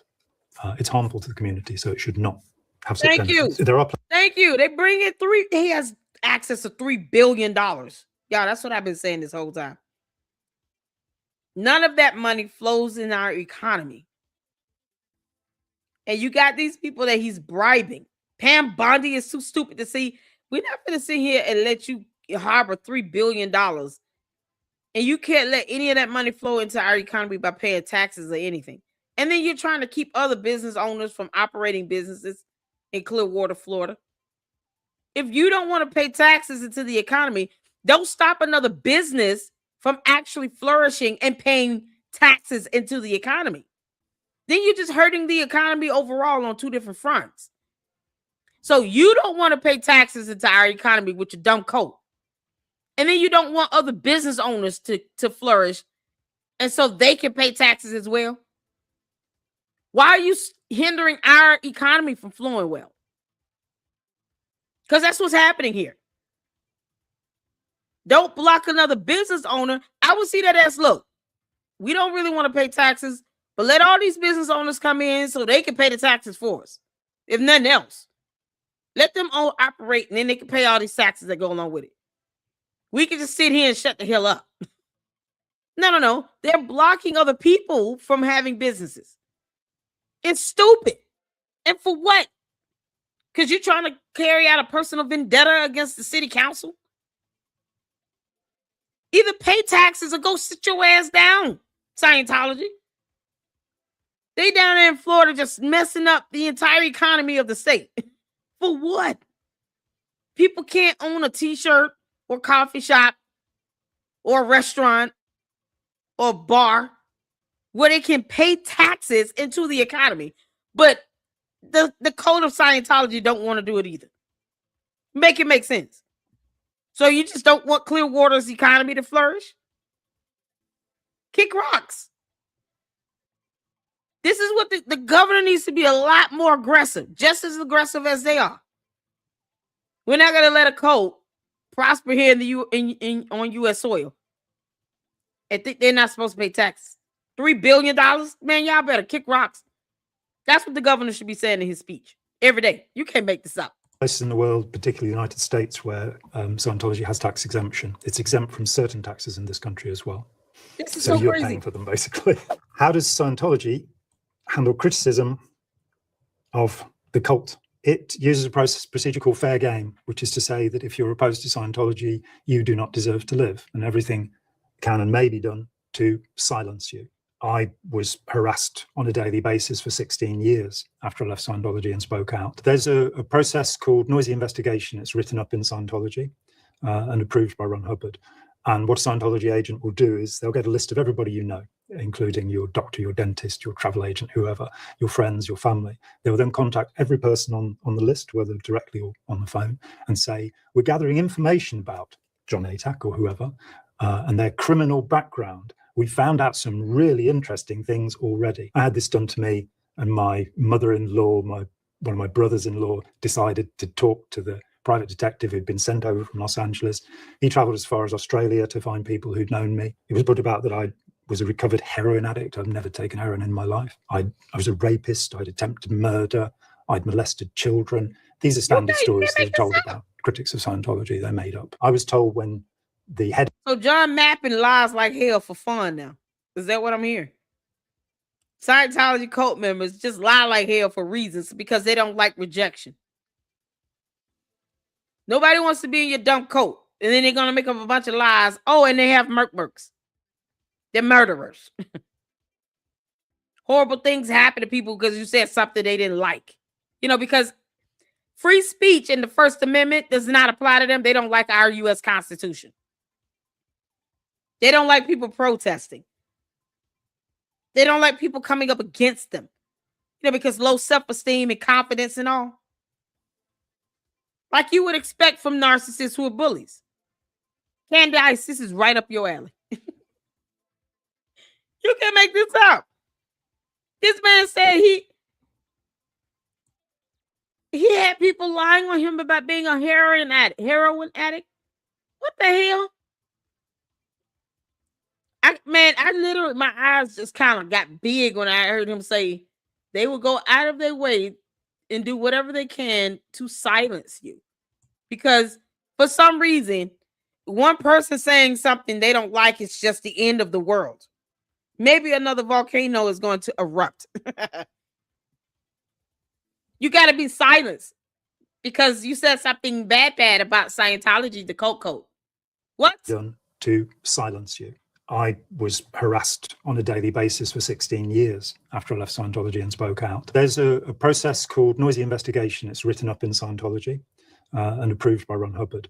And what a Scientology agent... Robin was a clown. What a damn clown he was. That's so evil. You got a noisy investigation or a nosy? What did he say? Is it noisy or nosy? Am I saying that wrong? After I left Scientology and spoke out. There's a process called noisy investigation. It's written up in Scientology and approved by Ron Hubbard. What? And what a Scientology agent will do is they'll get a list of everybody you know, including your doctor, your dentist, your travel agent, whoever, your friends, your family. They will then contact every person on the list, whether directly or on the phone, and say, we're gathering information about John Atack or whoever and their criminal background. We found out some really interesting things already. I had this done to me, and my mother-in-law, one of my brothers-in-law, decided to talk to the private detective who'd been sent over from Los Angeles.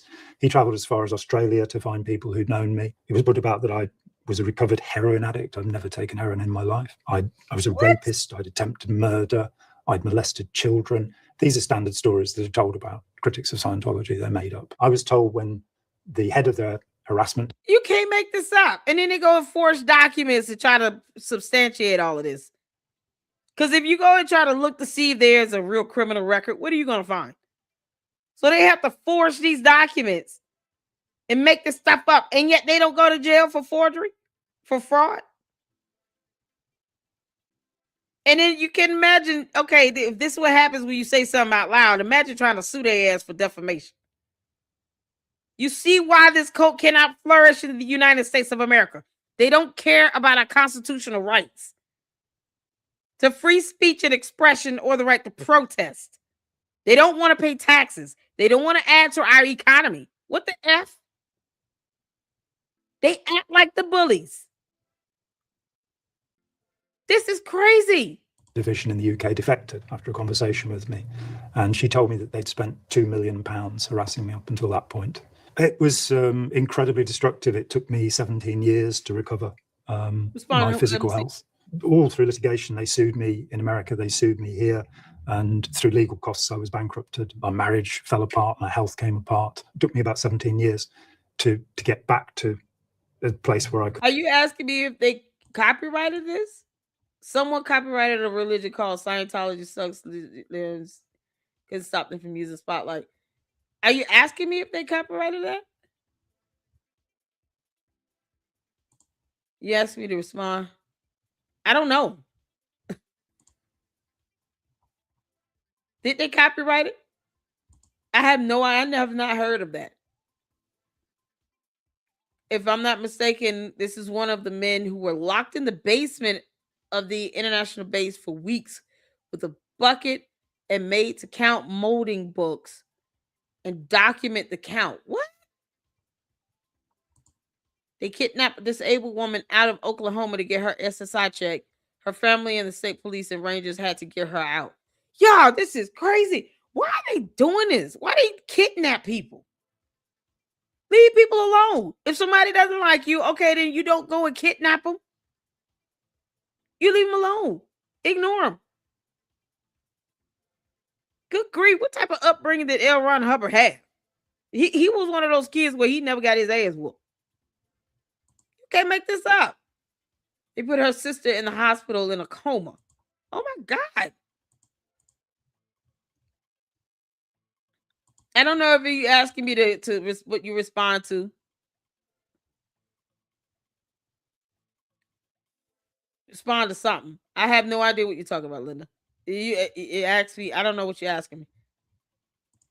They just drain resources, never contribute. Exactly. It seems like that's what's happening. Yeah, this is crazy. Good. Stand up again. What is the Celebrity Centre? The Celebrity Centre was started by a woman called Yvonne Gillum, who became Yvonne Jensch in Los Angeles. They can't handle in the 1970s. And the target was to find celebrities, recruit celebrities, and use them to promote Scientology. That's how John Travolta and Chick Corea and quite a lot of other people became involved. It's worth saying that as many celebrities as they've managed to keep hold of, they've also lost. So Van Morrison, for example, and Leonard Cohen were both briefly involved in Scientology. There is a rule within Scientology that if you upset a celebrity, then you are in trouble. So these people are treated with kid gloves. Candace, see? Nothing can happen to you if you just come on out and say you joined Scientology. Oh my God. You know, Candace loves to dox people. That'll be right up her alley for real. These people commit real crimes and never answer for it. You got to have multiple police departments go and get somebody out and they don't go to jail for the rest of their life. That is a problem. That is a major, major problem. You can't make this up. The moment he said they go out their way to silence you, as in taking a person's life, you know, so they'll be willing to commit murder and unaliving people. Yeah. Because we're still wondering where is Shelley Miscavige, right? This is crazy. Happens to children inside the church. That's variable. If you are born to a family who are public Scientologists, then you may have a fairly normal upbringing in that you'll be in society and you'll go to an ordinary school. But you may also go to a Scientology school where the principles of Scientology will be used in your education. This is not very effective. I've spoken to children, adults now who grew up in this organization, where there'd be one adult looking after 80 children. About 50% of the kids who grow up in Scientology will leave. By the time they're 16, they will not want to stay. Quite a lot are thrown out if they cause any sort of trouble. That they'll just be got rid of. What is a silent birth? In Scientology, it's expected that women will give birth without making a noise. Hubbard put forward the idea that if we're knocked unconscious or during unconsciousness, we're still recording what's being said around us, and this can act in a kind of moronic way through the hypnotic mind, what he called the reactive mind. What? And so he put forward the idea that birth should be in silence so that the baby doesn't receive what he called engrams, these traumatic. You can't make this up. You cannot make this up. The baby is listening to what's going on in the womb. You know, if you put headphones on your belly, the baby can still get those sound waves in there. Sometimes that's how the baby identifies with the mother. Because, you know, the entire time the baby is growing in the womb, it can recognize the mother's voice, certain distinct voices around them. Babies aren't dumb. This is coming from somebody who never went to medical school. L. Ron Hubbard did not go to medical school. The hell he talking about? You can't make this stuff up. It's his defying science. Memories. It's a nonsense because the reality is, and we know this, that we don't register memories when we're unconscious. We're not physically capable of it. It's demonstrated by if you ask a boxer who's been knocked out, what happened. I mean, it goes to science. L. Ron Hubbard did not read a science book. Did he fell out of school? He must have flunked out. You can't make this up. He didn't use science or logic at all. Jesus Christ of Nazareth. The 10 seconds up to him being knocked out, he won't remember. Do you have to pay to be a member? And if yes, how much? Yes, you either go and work for them 90 hours a week on a rice and beans diet where you're no longer allowed to have children. You're forced to have abortions, in fact, these days. Or if you're forced to have abortions. And these people sit here and try to appeal to those who believe in abortions. These same conservatives that go around saying we don't believe in abortions. They actually force people to have abortions. And they go and lobby conservatives, politicians and stuff who don't believe in abortions at all. Pam Bondi is speaking at their events. You can't make this up. And she doesn't care that they will go out their way to unalive somebody. But Pam Bondi will go speak at their events. See, they know who to mess with and who not to mess with. Pam Bondi will go at a speaking event for Scientology. But meanwhile, women are being forced to have abortions there. Is Pam Bondi going to say something about that? You can't make this up. Y'all, this is crazy. When is John Mappin going to have a candid conversation? Candice, they're forcing people to have abortions in Scientology. Are you going to say anything about that? She probably won't care. She won't have a problem with that at all. She'll probably just come out and say, well, that's a lie. They don't do that. Can't make this up. To have abortions, in fact, these days, or if you've got the money, you pay for it. And the prices are very variable because you pay by the hour. To get through all of Scientology, you're probably talking goodness in the region of £500,000 now to get to the level that I got to. I didn't pay that much. There's a prohibition on free Scientology. The idea is if you're given something for free, you won't appreciate it, so you should be charged. At the moment, I'm not sure what their highest price is, probably about. No, because it's just the way that they make money. Because they scams, it's a scam artist. If you're giving something for free, you won't appreciate it. Try my luck, David Miscavige, Yola Napoleon, angry little ass. Try my luck. Why don't you try that theory? Give me a house for free and see if I won't appreciate the hell out of it. You can't make this up. Who told them that? They had to come from a demon in hell. $500 an hour to sit in one of those sessions. It's a way for them to make money. Recruiting is free. Once you've been recruited, they'll sell you a £5 or £10 course. And they'll say, we've got lots of these courses. You don't have to do the expensive courses. But as soon as they can, they'll put you into a hard sell situation. And the presumption you just force somebody through to the next level. I've met people who borrowed hundreds of thousands of pounds so they could do Scientology and then found they couldn't repay it. And of course, they'd be told by the registrar or salesperson, Scientology will increase your abilities so much that you'll be able to earn this money in no time. It's not true. I met one guy who'd spent $400,000 in a week. What? And at the end of the week was admitted to a hospital with a heart attack. I'd probably have a heart attack if I'd spent that much money. What do you know about... Wait, who is this person spent $400,000? $400,000? And they don't pay taxes on this. I just want y'all to be reminded, they do not pay taxes on that money. All they sales, they don't pay taxes on it. But, they'll go and kidnap you if you get mad about it. You can't make this up. Shelley Miscavige is David Miscavige's lawful wife. She went missing years ago. Nobody knows where she is. She's not made an appearance in years. This is crazy. The journalist Tony Ortega has been trying to find her. And as yet, we have no idea where she is. She is one of the disappeared. Is there a uniform? Now, this is coming from somebody who wants to join in. They go, if it's a good uniform, I'll get in. There is a uniform. It's the US Coast Guard's uniform, in fact. So not very exciting. Members of the Sea Organization wear this uniform. Did you hear what you said about Shelley Miscavige? Nobody knows where she is. She's not made an appearance in years. The journalist Tony Ortega has been trying to find her. And as yet, we have no idea where she is. She is one of the disappeared. Is there a uniform? Now, this is coming from somebody who wants to join in. They go, if there's a good uniform, I'll get in. There is a uniform. It's the US Coast Guard's uniform, in fact. So not very exciting.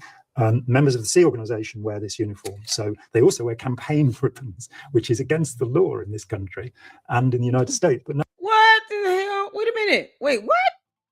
So they're impersonating the military?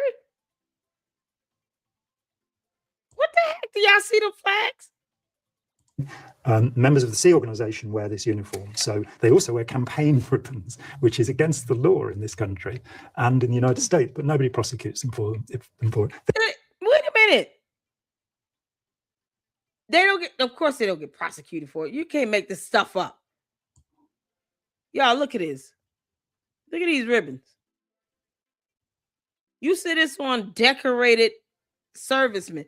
You don't see stuff like this. This is so crazy. This is what these officers in Scientology, the Sea Orgs, wear. And they have all these decorated ribbons, like they're high-ranking Marine Corps or something. You can't make this up. Hey, Magnificent, how you doing? The Sea Orgs wear uniform. I just posted the link to the Scientology videos. It was copyrighted. Okay, so you were trying to tell me it was copyrighted. I got you. Okay. You can't make this up. I actually saw a video of it. How will you earn it back? There's no way to earn a penny back. Exactly. So that person just gave up $400,000 and they have no way of getting that money back. And yet they let people walk around like this. So they're impersonating the military. Because they're not members of the military. That Sea Org thing is part of a cult, not a part of our U.S. Armed Forces. This is how they walk. They walk around with these ribbons on them, like they're real military person, like they in the military. You can't make this up, and they don't face prosecution. Pam Bondi, you suck. You should be charged with a lot of things for letting this happen. You go speak at their events and you don't even think to ask about this? You can't be this daft, Pam Bondi. You're an idiot if you sit here and let these people impersonate our military with these damn ribbons in a coat. You can't make this up. They also wear campaign ribbons, which is against the law in this country and in the United States, but nobody prosecutes them for it. They're not actually for having fought battles or been wounded or anything. Can you be a Christian and a Scientologist? No. Hubbard frequently said that you could practice any religion and be a Scientologist, but you can, of course, only practice it if you believe in reincarnation, if you believe you've lived on other planets, and if you're willing to accept as you get further into Scientology that Hubbard dismisses Christ as an implant.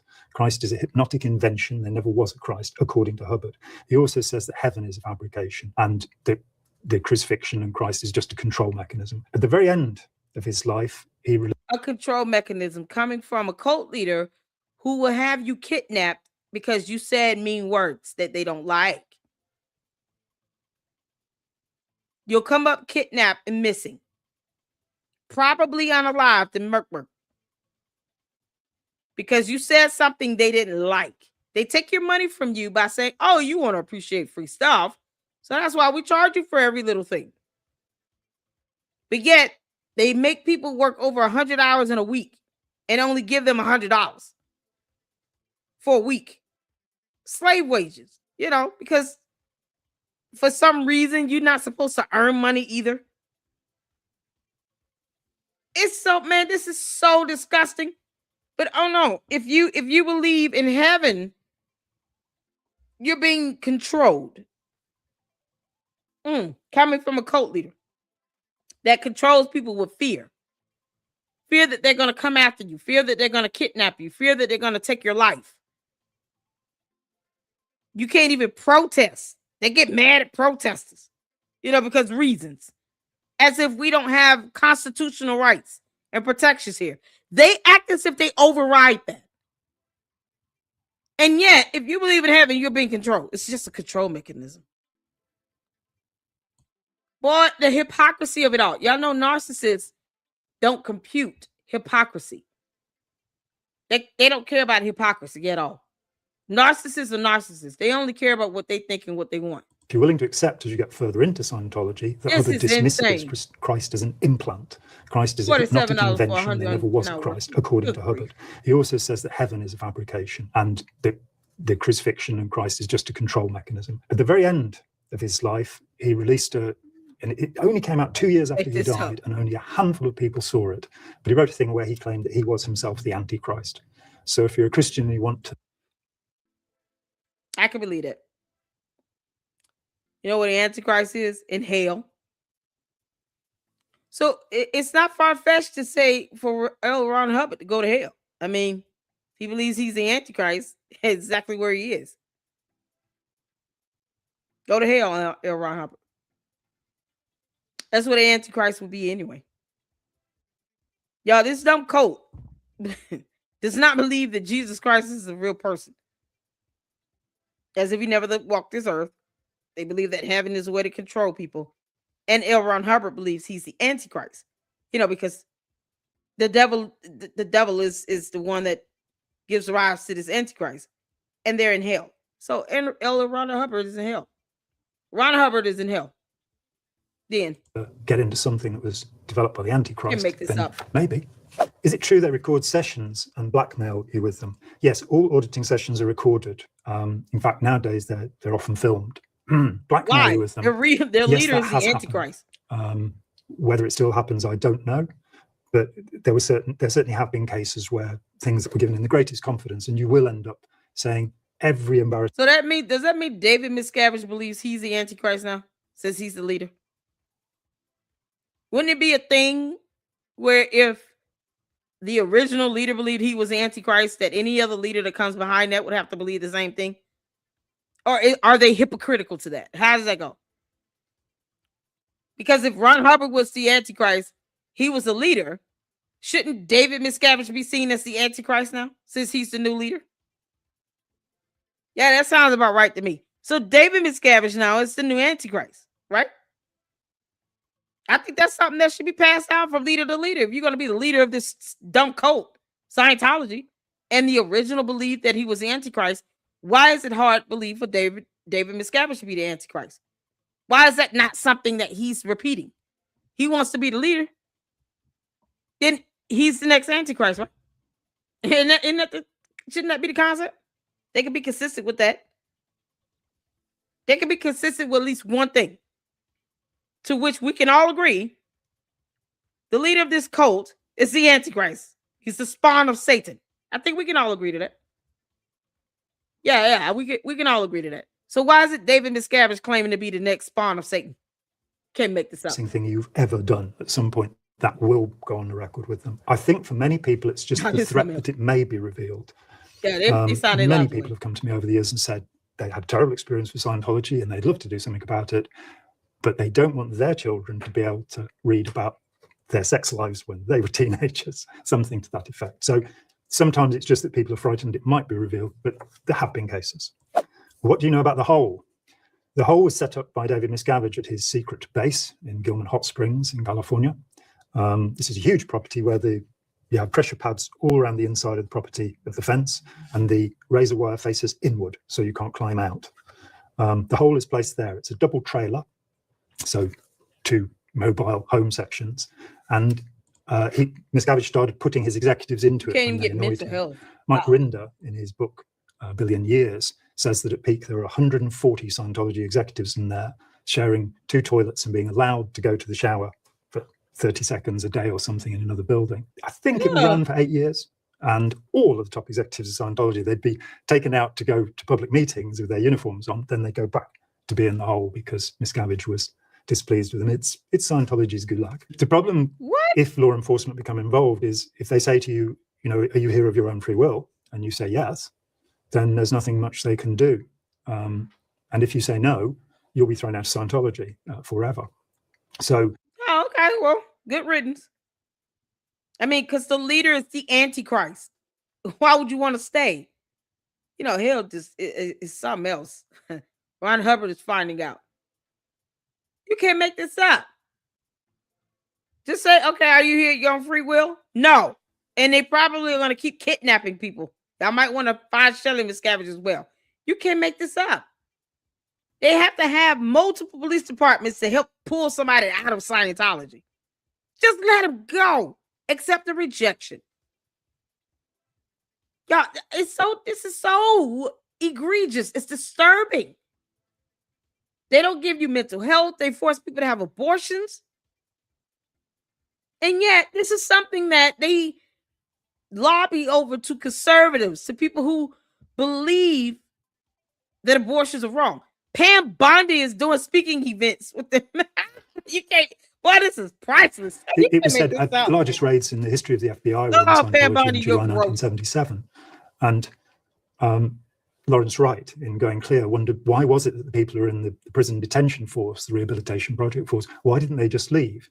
And he not understood that this is not an ordinary situation. They knew that if they left, they would be labeled as suppressive persons and would not be allowed to continue in Scientology. So the amount of programming is very profound.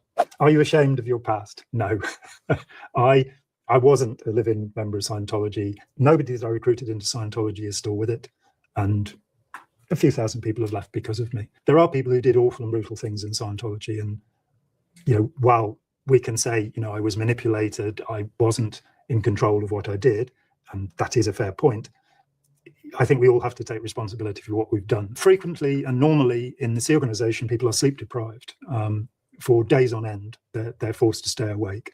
There have been situations where on the rehabilitation project force, which I mentioned, the labor camp, that they're given leftover food. Now, this is in a place where rice and beans is the normal diet, so they get the leftovers.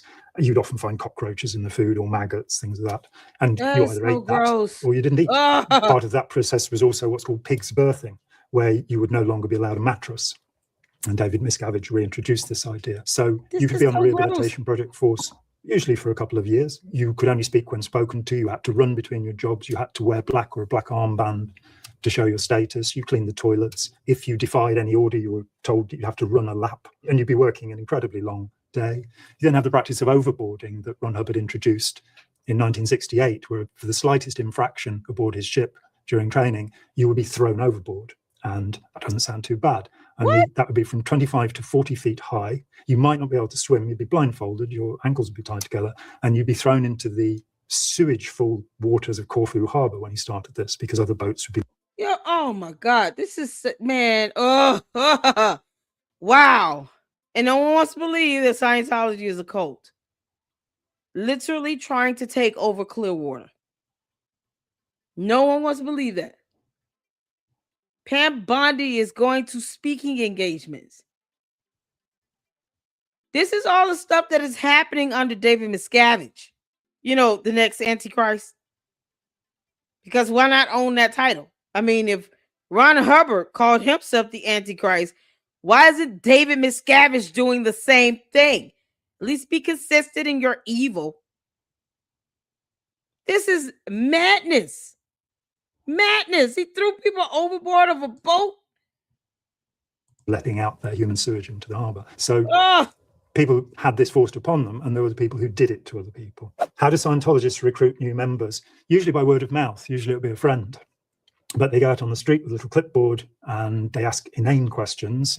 The ones I used were, what would you most like to be? What would you most like to do? What would you most like to have? And once you've established rapport or conversation with somebody, you ask them if they'd like a free personality test. And in they go. Do they keep people against their will? Yes, that has happened. There was a case in America where 11 Scientologists, including L. Ron Hubbard's wife, Mary Sue, were sent to prison. And one of the things they were found guilty of was false imprisonment, where they kidnapped a man called Michael Meisner because he was going to tell on them, and they held him captive for months. Do Scientologists prey on the vulnerable? Yes, but a specific type of vulnerable. One of the other awful things about Scientology, and something I wasn't really aware of, is that they don't recruit disabled people. Hubbard said, we're here to make the able more able. So they won't prey on people who have a psychiatric background, because that's got them into trouble in the past. They won't prey upon people who are physically disabled. So if you say that you have PTSD, you might be in the clear. You can't make this up. Dear Scientology, Lady Luck Club is out of her mind. Don't even try it. Kick rocks and go to hell the end. You can't make this up. So you have to say you have a whole mental disorder to keep them from trying to recruit you or be physically disabled. I honestly would rather they not bother them. Good grief.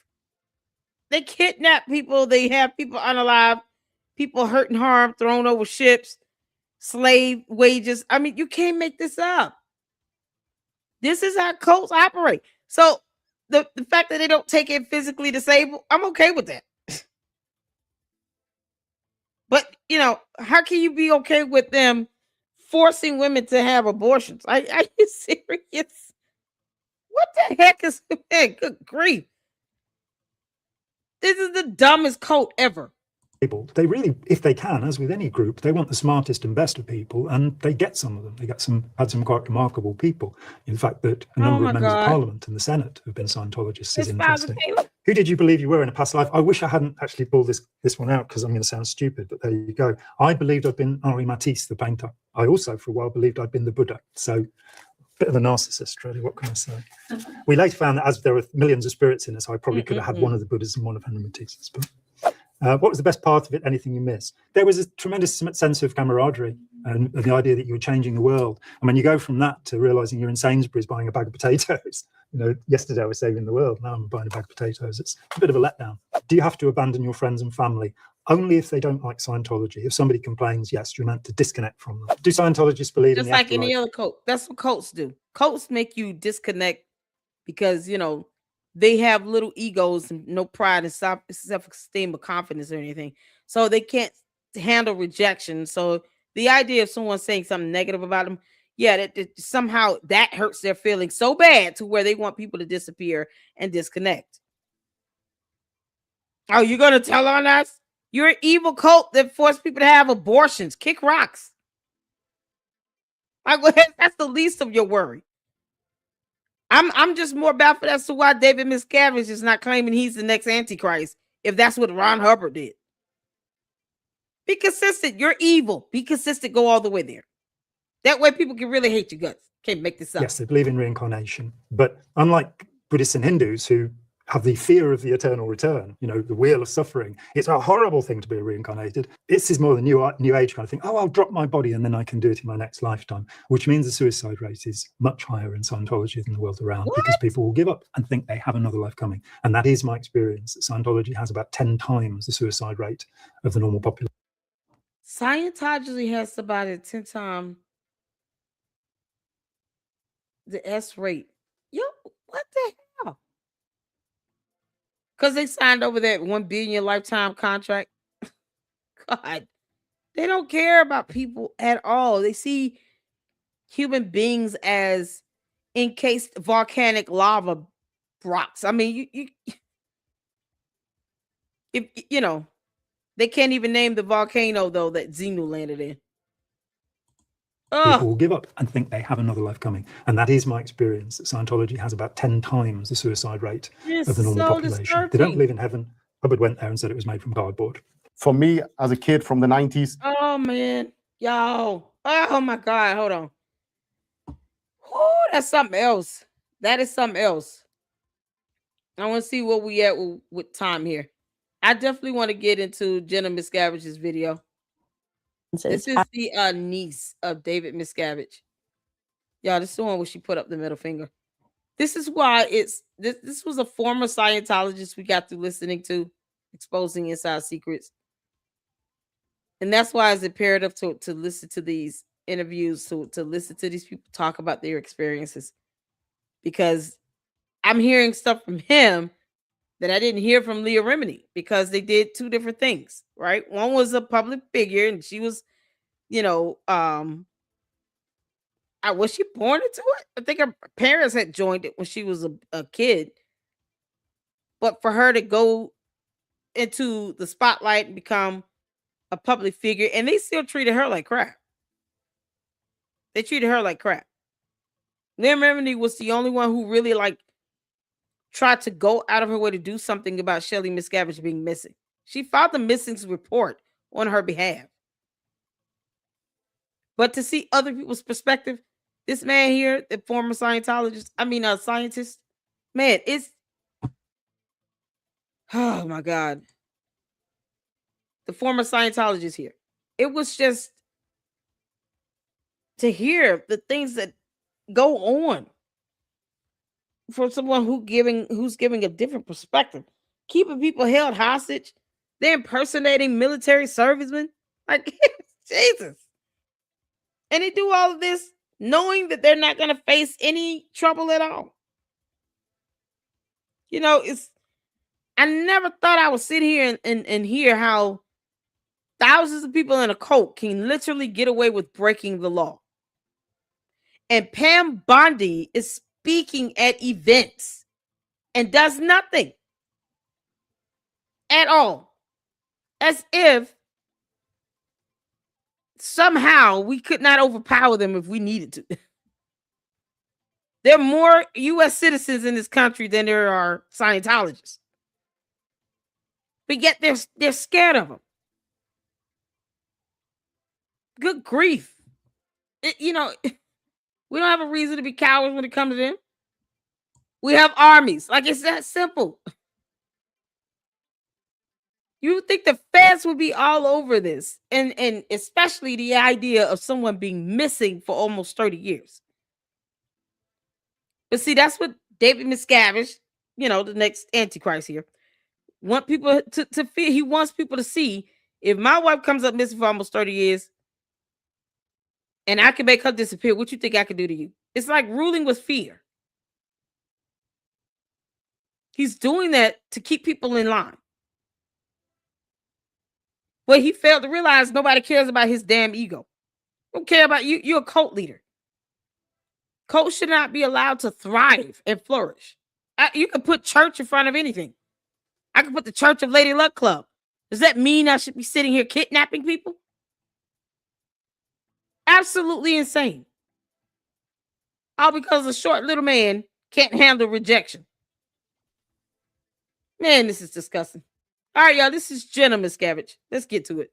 Here and give a little update on my life, what's been going on. I haven't posted a real video to this channel since, I believe, like maybe even July of last year. It's something I've been wanting to do. I've never intended on going off of YouTube. Yeah. I just had so many life things going on that I simply didn't have time. But the way I look at it is that my TikTok is a great way to get out brief bursts of knowledge about Scientology in bite-sized pieces, where my YouTube channel is more humanizing Scientology and humanizing the people who Scientology has affected. And I am doing that with myself and my own story and the things that I experienced when I was there and the things that I experienced after. And my YouTube channel has a special place in my heart because it feels like my audience knows me. They don't just know me as Jenna, the niece of Scientology's leader. They know me as a person and they stay for that. And so that's why it's really important for me to develop that.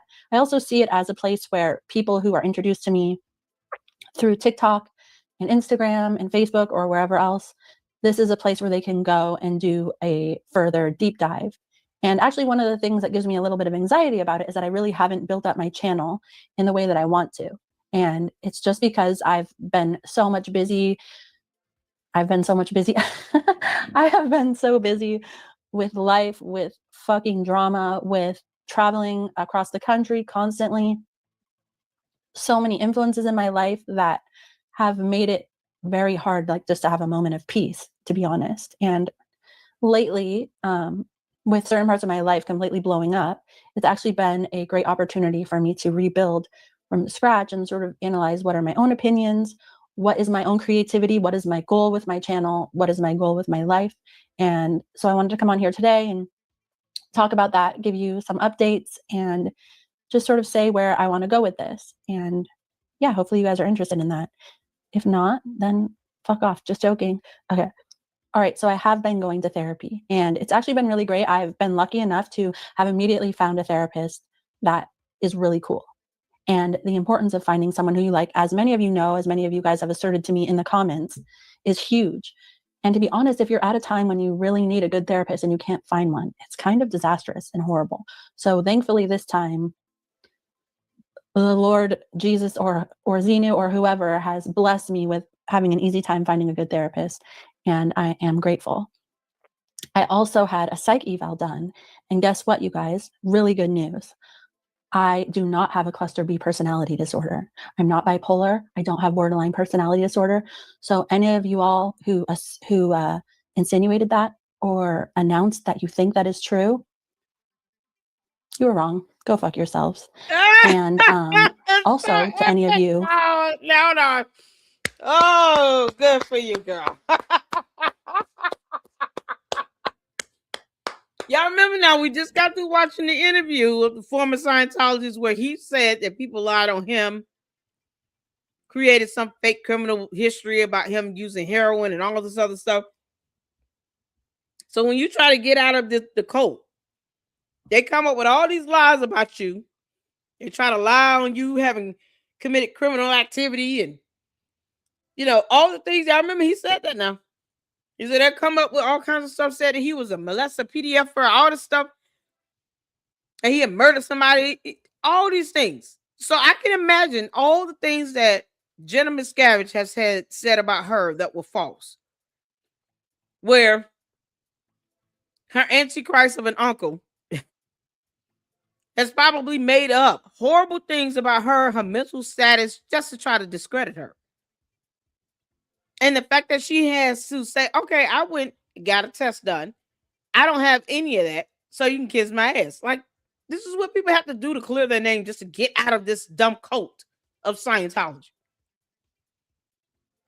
Because they refuse to just let people go. Just let people be. They don't like you. So what? We say it's a cult. So what? If just let it be. It is what it is. We have free speech in this country. This is the list that they will go through to try to discredit people who want to get out of the cult.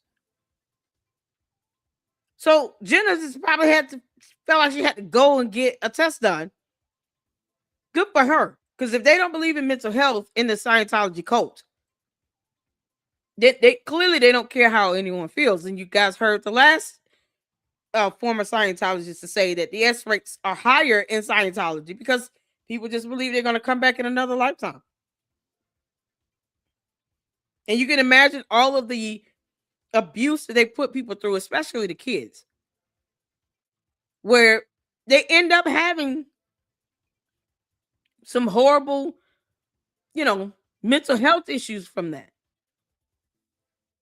And for her to walk out of this and say, I don't have a cluster B, I don't have none of that. So y'all can F off.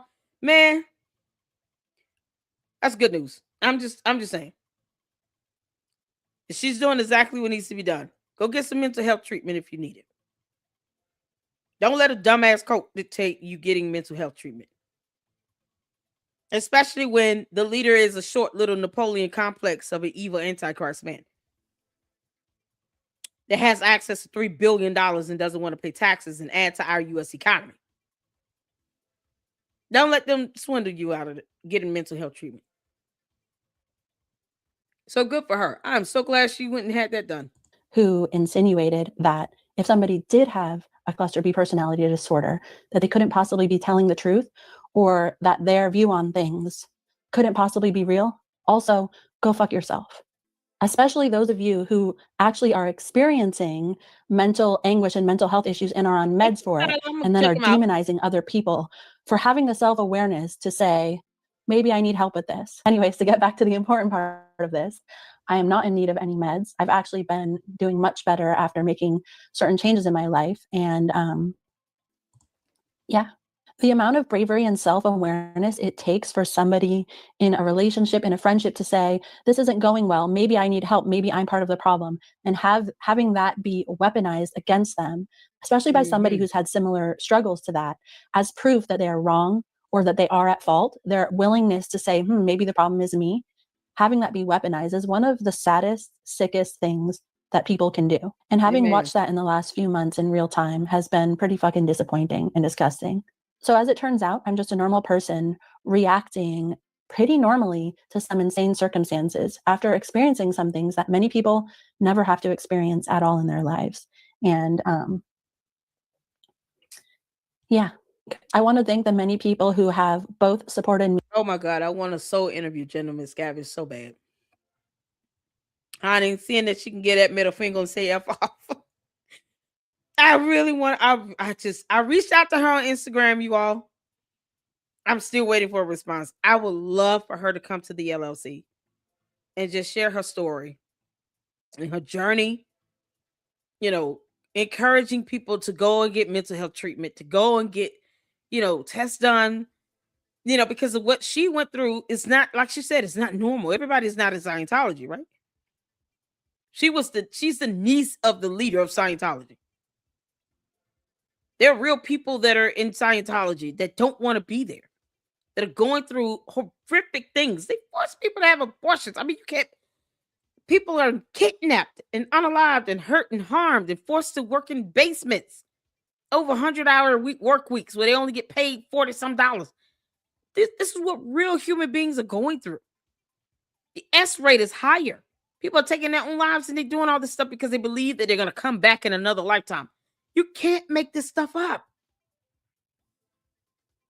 So on our next Scientology Sunday, Kyla has sent us 3 videos so far. I see 3. And we'll check them out in our next Scientology Sunday segment because this is something else. Yeah, this is why we got to keep talking about this damn cult, because it's affecting and ruining real lives out here. People are really going through some horrible things and struggling, and I'm hoping anybody that gets out of a cult do seek medical treatment. At least get the test done. Let that be the first thing you do.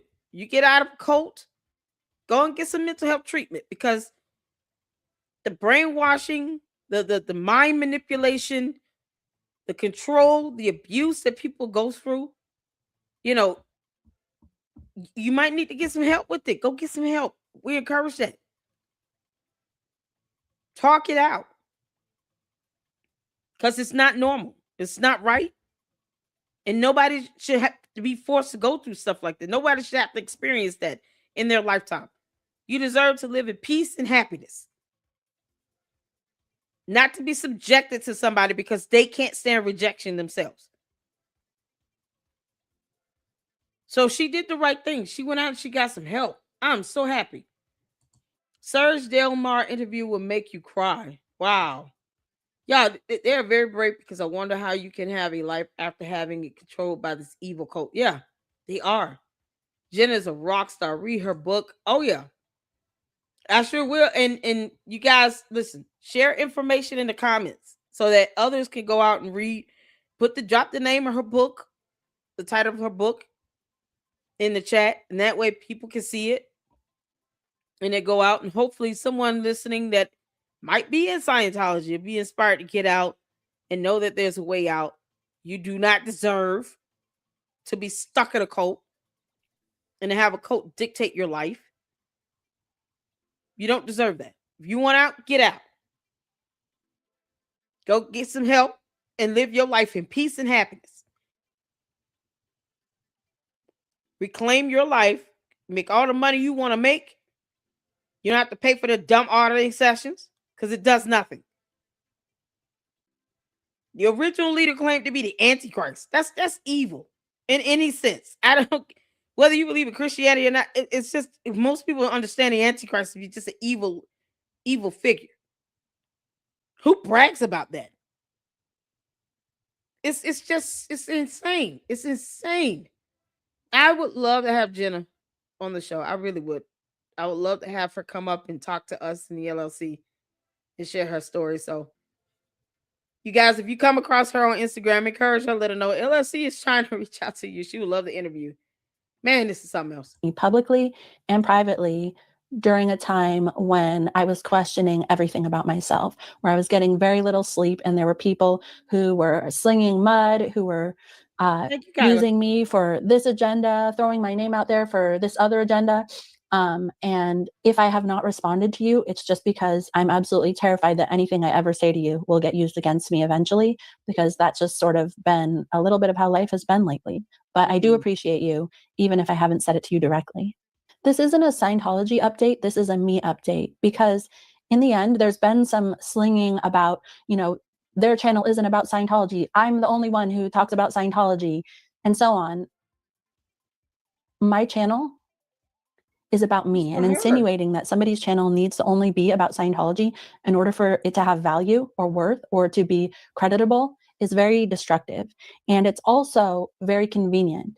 If you don't want to talk about your personal life because vulnerability makes you uncomfortable, or because you don't feel like your particular insight is valuable enough to talk about, then that's fine. That's on you. But doesn't mean that everyone else needs to do what you're doing. It doesn't mean that anybody who's left Scientology only needs to stick to Scientology news or assigned talking points. People are free to talk about what they want. And I personally believe that someone can tell all the stories they want about Scientology and all the facts about Scientology, but without bringing a human voice to who Scientology is affecting, what those long-term effects are, it kind of falls flat eventually.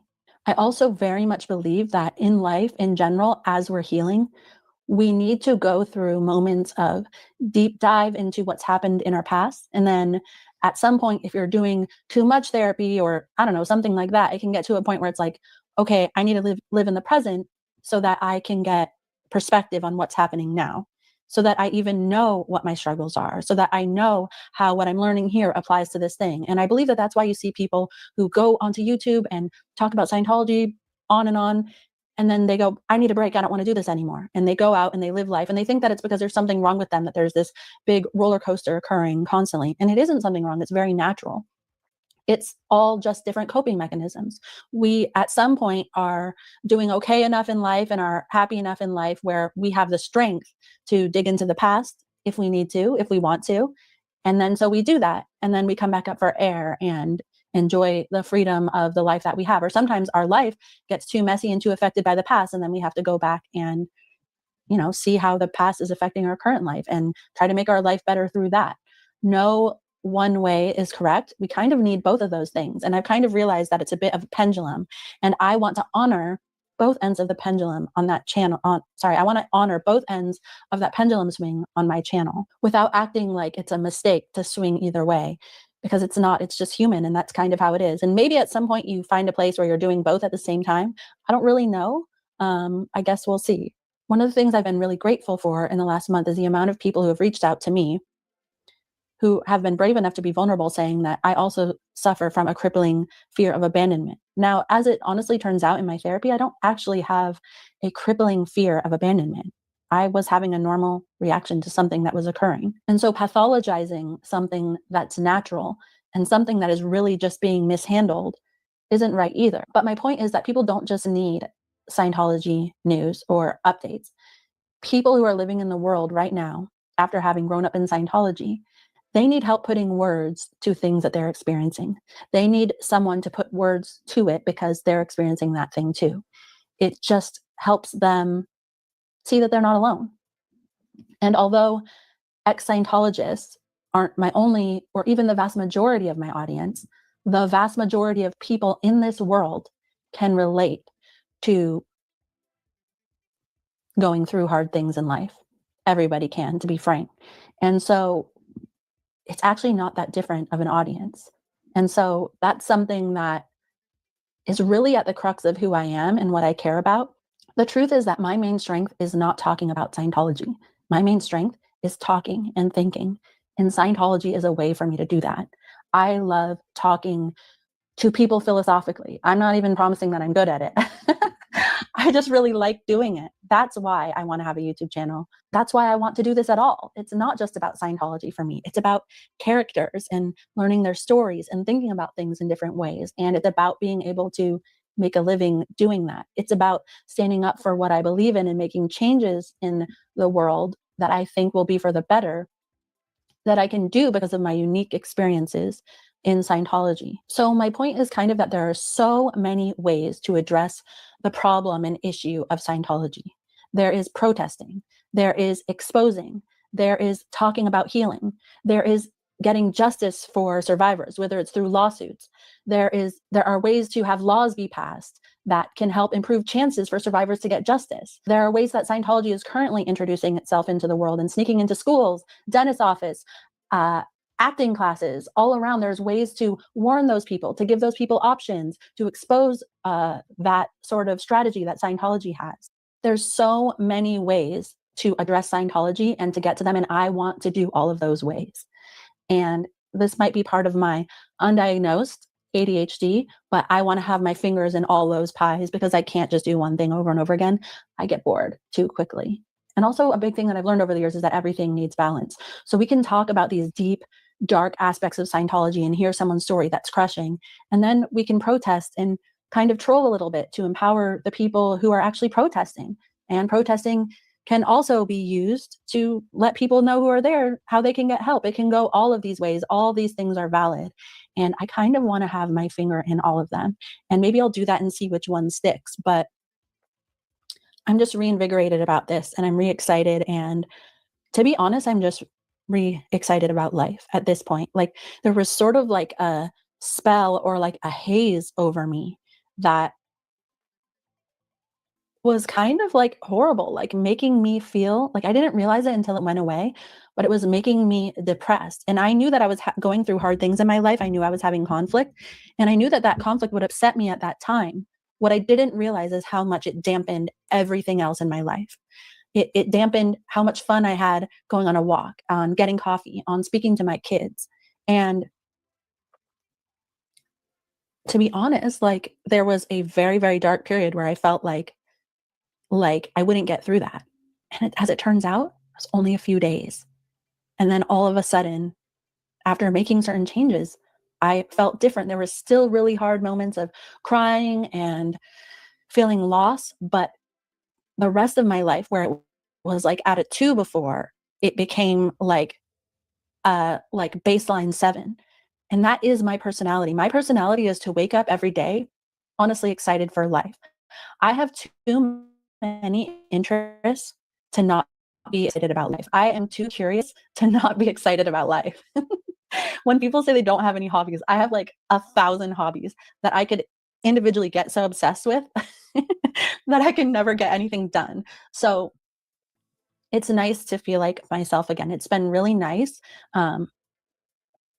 falling in love with where I live again and seeing what a beautiful city I live in, and reconnecting with so many friends who, it was almost like when I was going through this hard time, I couldn't even fully connect with them when I did, because there were certain things I didn't want to talk about or be judged about. Having this deeper relationship with my friends and being able to spend more time with them, and honestly be able to fall back in love with my own house, my own space, with the things that I love, like decorating, and the things that make me, have been, it's actually like, I'm lucky. I feel extremely lucky. And to be frank, it makes me feel rich. Whenever I really love something, I'm always like, it makes me feel rich. I don't know what that feeling is, but it makes me feel rich. And the people who are supporting me through this, who are literally taking me to places that I love, showing me new things, it's been amazing. And I'm so grateful for that. It makes all the difference in my life.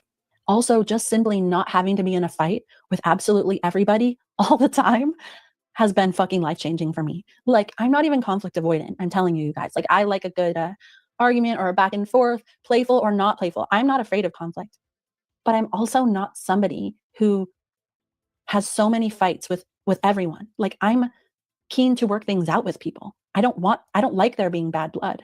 So just stepping away from and not engaging in just a bunch of bullshit that's been going on for the last 2 years.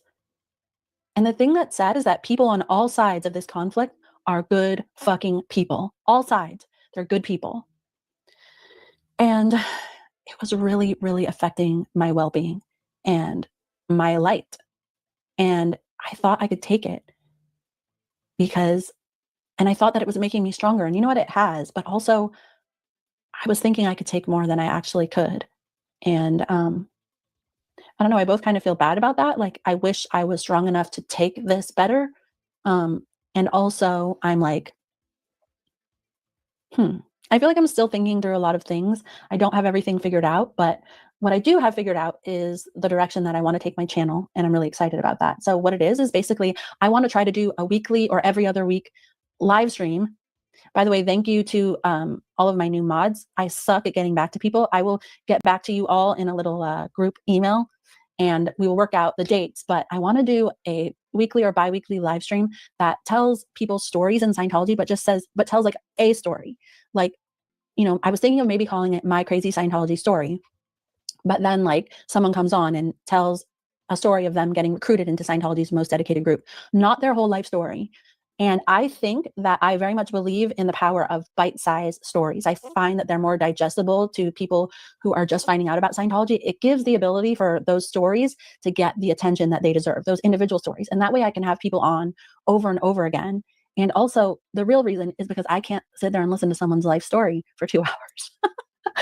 That's my own limitation. And it's not even because I find it boring. It's because I find it extremely stressful to try to condense someone's life down to 2 hours. Some people have a wonderful ability to do that and to get other people to do it. I'm not one of those people. In fact, I don't even know if I'm one of the people who's going to be good enough at doing this. And I'm sure I'm going to look like a fool and do horrible at it at first, but I'm going to try. And I'm really excited to attain this new skill that I'm hoping to do. I want to get better and better at it. I want to be good at it because it's something that I'm really interested in doing in life, that it would be great to do it on my channel just to get these little stories out and to have people feel like they have a voice without having to have like hours long commitment. So if you want to come on my channel and tell a story of yourself, your crazy Scientology story, please reach out to me. You can email me at jenna@xscientologykids.com. And, I don't expect this to be like longer than 1 hour videos, maybe even shorter, maybe even just 20 minutes. But I'm really excited to try that out and see where that goes. Another thing I really want to do is start going to LA either every week or every other week and do protesting where I can answer people's questions, even if it's just online, but show up there and just talk to Scientologists, think about different things I might want to say to them or ways that I might want to express myself or just different ways of protesting. I think that will possibly be fun and exciting. The idea of it makes me nervous, but a good kind of nervous. I need to push myself to do new things, because that's what makes me really excited and proud of myself. I wouldn't be doing this if I didn't want to. I actually want to. The part that I'm most excited about for my channel that I really want to do is that I want to do maybe a once a month video about little campaigns that I want to do. Because like I said before, there's so many ways of addressing Scientology. There's so many things that I hear, like just alone how Scientology inserts itself into the dentistry industry and gets unsuspecting. So you guys so far, and I had to pause this because I gotta say something. I'm engulfed in what she's saying here. And I like how she has, said, hey, I'm gonna make a name for myself, because this part of being a content creator, I consider myself to be an independent journalist, is that you find your own lane. You have to do what's best for you, what works for you. There are a lot of tactics and little methods to getting your content out. Some people who are able to just do that because, this might be what they do for a living. Then you have people like myself. It's a juggling act. I have a regular 9-to-5 job. I have 2 kids, a single parent, and I still have to kind of balance the household and doing laundry and doing all kinds of stuff in between. Still got to go to doctor's appointments, because real life is still happening here. And I like what she's saying about this channel being about her experiences, and then the direction she wants to take it on. Not necessarily just overly focused on Scientology, but maybe the experiences that people had in it, and to be able to give them a voice. And that's sort of like what the idea of doing these segments about Scientology is all about. For me, here in the Lady Luck Club, it's giving the voices to those people who, giving them a platform that went through this. Kyla, you didn't tell me they tried to. What is okay? I'm looking at your comment. You need to come up here. You want to come up here next week and tell us about what happened? You say you had to back out of protesting because OSA came for you hard. You were fair game bad. What does that mean? Do you want to talk about that? Because that speaks to how they're trying to hinder people from exercising their rights to protest and free speech. This is crazy. What is fair game? Did they dox you or something? I would love for you to come up here next week for our next Scientology segment, and you can tell us if you want to share. Tell us what happened. This is so crazy. It is terrible. What it said, I'm not afraid of them, but it affected my job. A-holes even turned my FB French. How did they do that? So they have people that hack into your Facebook account. They turned your Facebook French. Oh my God. Hack my bank cards, phones, Facebook. What the hell? Oh no. So they some criminals all over the place. You know, here's the thing when I tell people this, when it comes down to my reporting on cults, this is the epitome of cult-like behavior. This is what cults do. They go and they hack into your stuff. They try to paint this image in the worst way. You can't control millions of people all over the world that see you as a cult. At some point, Scientology is going to have to get the hell over it. They're just going to have to get the F over it. Getting mad and hacking to people's accounts and bank cards and stuff. Get over it. You have how many people on Earth? If you get 40% of all humanity on Earth to see you as a cult, there's nothing you can do to silence all these people on Earth. Hacking into people's accounts, bank cards, their phones, it's sick. And for what? For us to still see you as a cult, because now you're acting like a cult. You're living up to what a cult does. To try to silence somebody because somebody's saying something about you. So what? You know how many people come in my chat every day and they can't stand my guts? You got a whole cult that's existed for 65 longer than I have existed on Earth. This cult has been around for 65 years and they still can't get used to people calling them a cult. They can't get used to the things that people say about them. They still can't get over it. 65 years. And they still get mad because words hurt their feelings. You can't make this up. It goes with the territory. You know how many times people get ridiculed for being Christian? You don't expect Christians to be going around hacking into people's phones and their bank cards because somebody said something about Christianity. There are a lot of things that get said about Christianity I don't like. I'm not going to hack into somebody's Facebook account for it either. It's childish as hell. And it lives up to this cultish, persona. Get over it. Someone said something bad. You don't like it. Whatever. It could be the truth. Hacking into people's lives does not change the overall aspect of how people view you. People are still going to come out and say that you're a cult, that you're an evil cult that hack into people's lives, kidnap people, and hold them hostage. And they've been at this for 65 long, damn, dumb years. And they still get mad because someone's calling them a cult. They should be like wearing it as a badge of honor at this point. Ron Hubbard called himself the Antichrist. You can't make this up. Don't get mad when someone says that you're going to hell. If he's calling himself the Antichrist, he's saying he's a spawn of Satan. Unless they just refuse to look up what the Antichrist really is. People don't have to accept whatever Scientology is putting out there to be the truth. Everybody's not going to agree with it. But they're going to have to get used to criticism. 65 years and they can't get used to criticism. Go figure. They still find it horrible to protest. If we let them take over, they're going to bring segregation and racism to life single-handedly. Beyond what is already there. I mean, come on. Unbelievable. Unbelievable. So we're going to have Kyla in next week, y'all, telling us about her experiences. If you, listen, hacking into your bank cards, your phone, Facebook, your job. I mean, I don't know how that's not, is that what you consider fair game? Child, that's not fair game at all.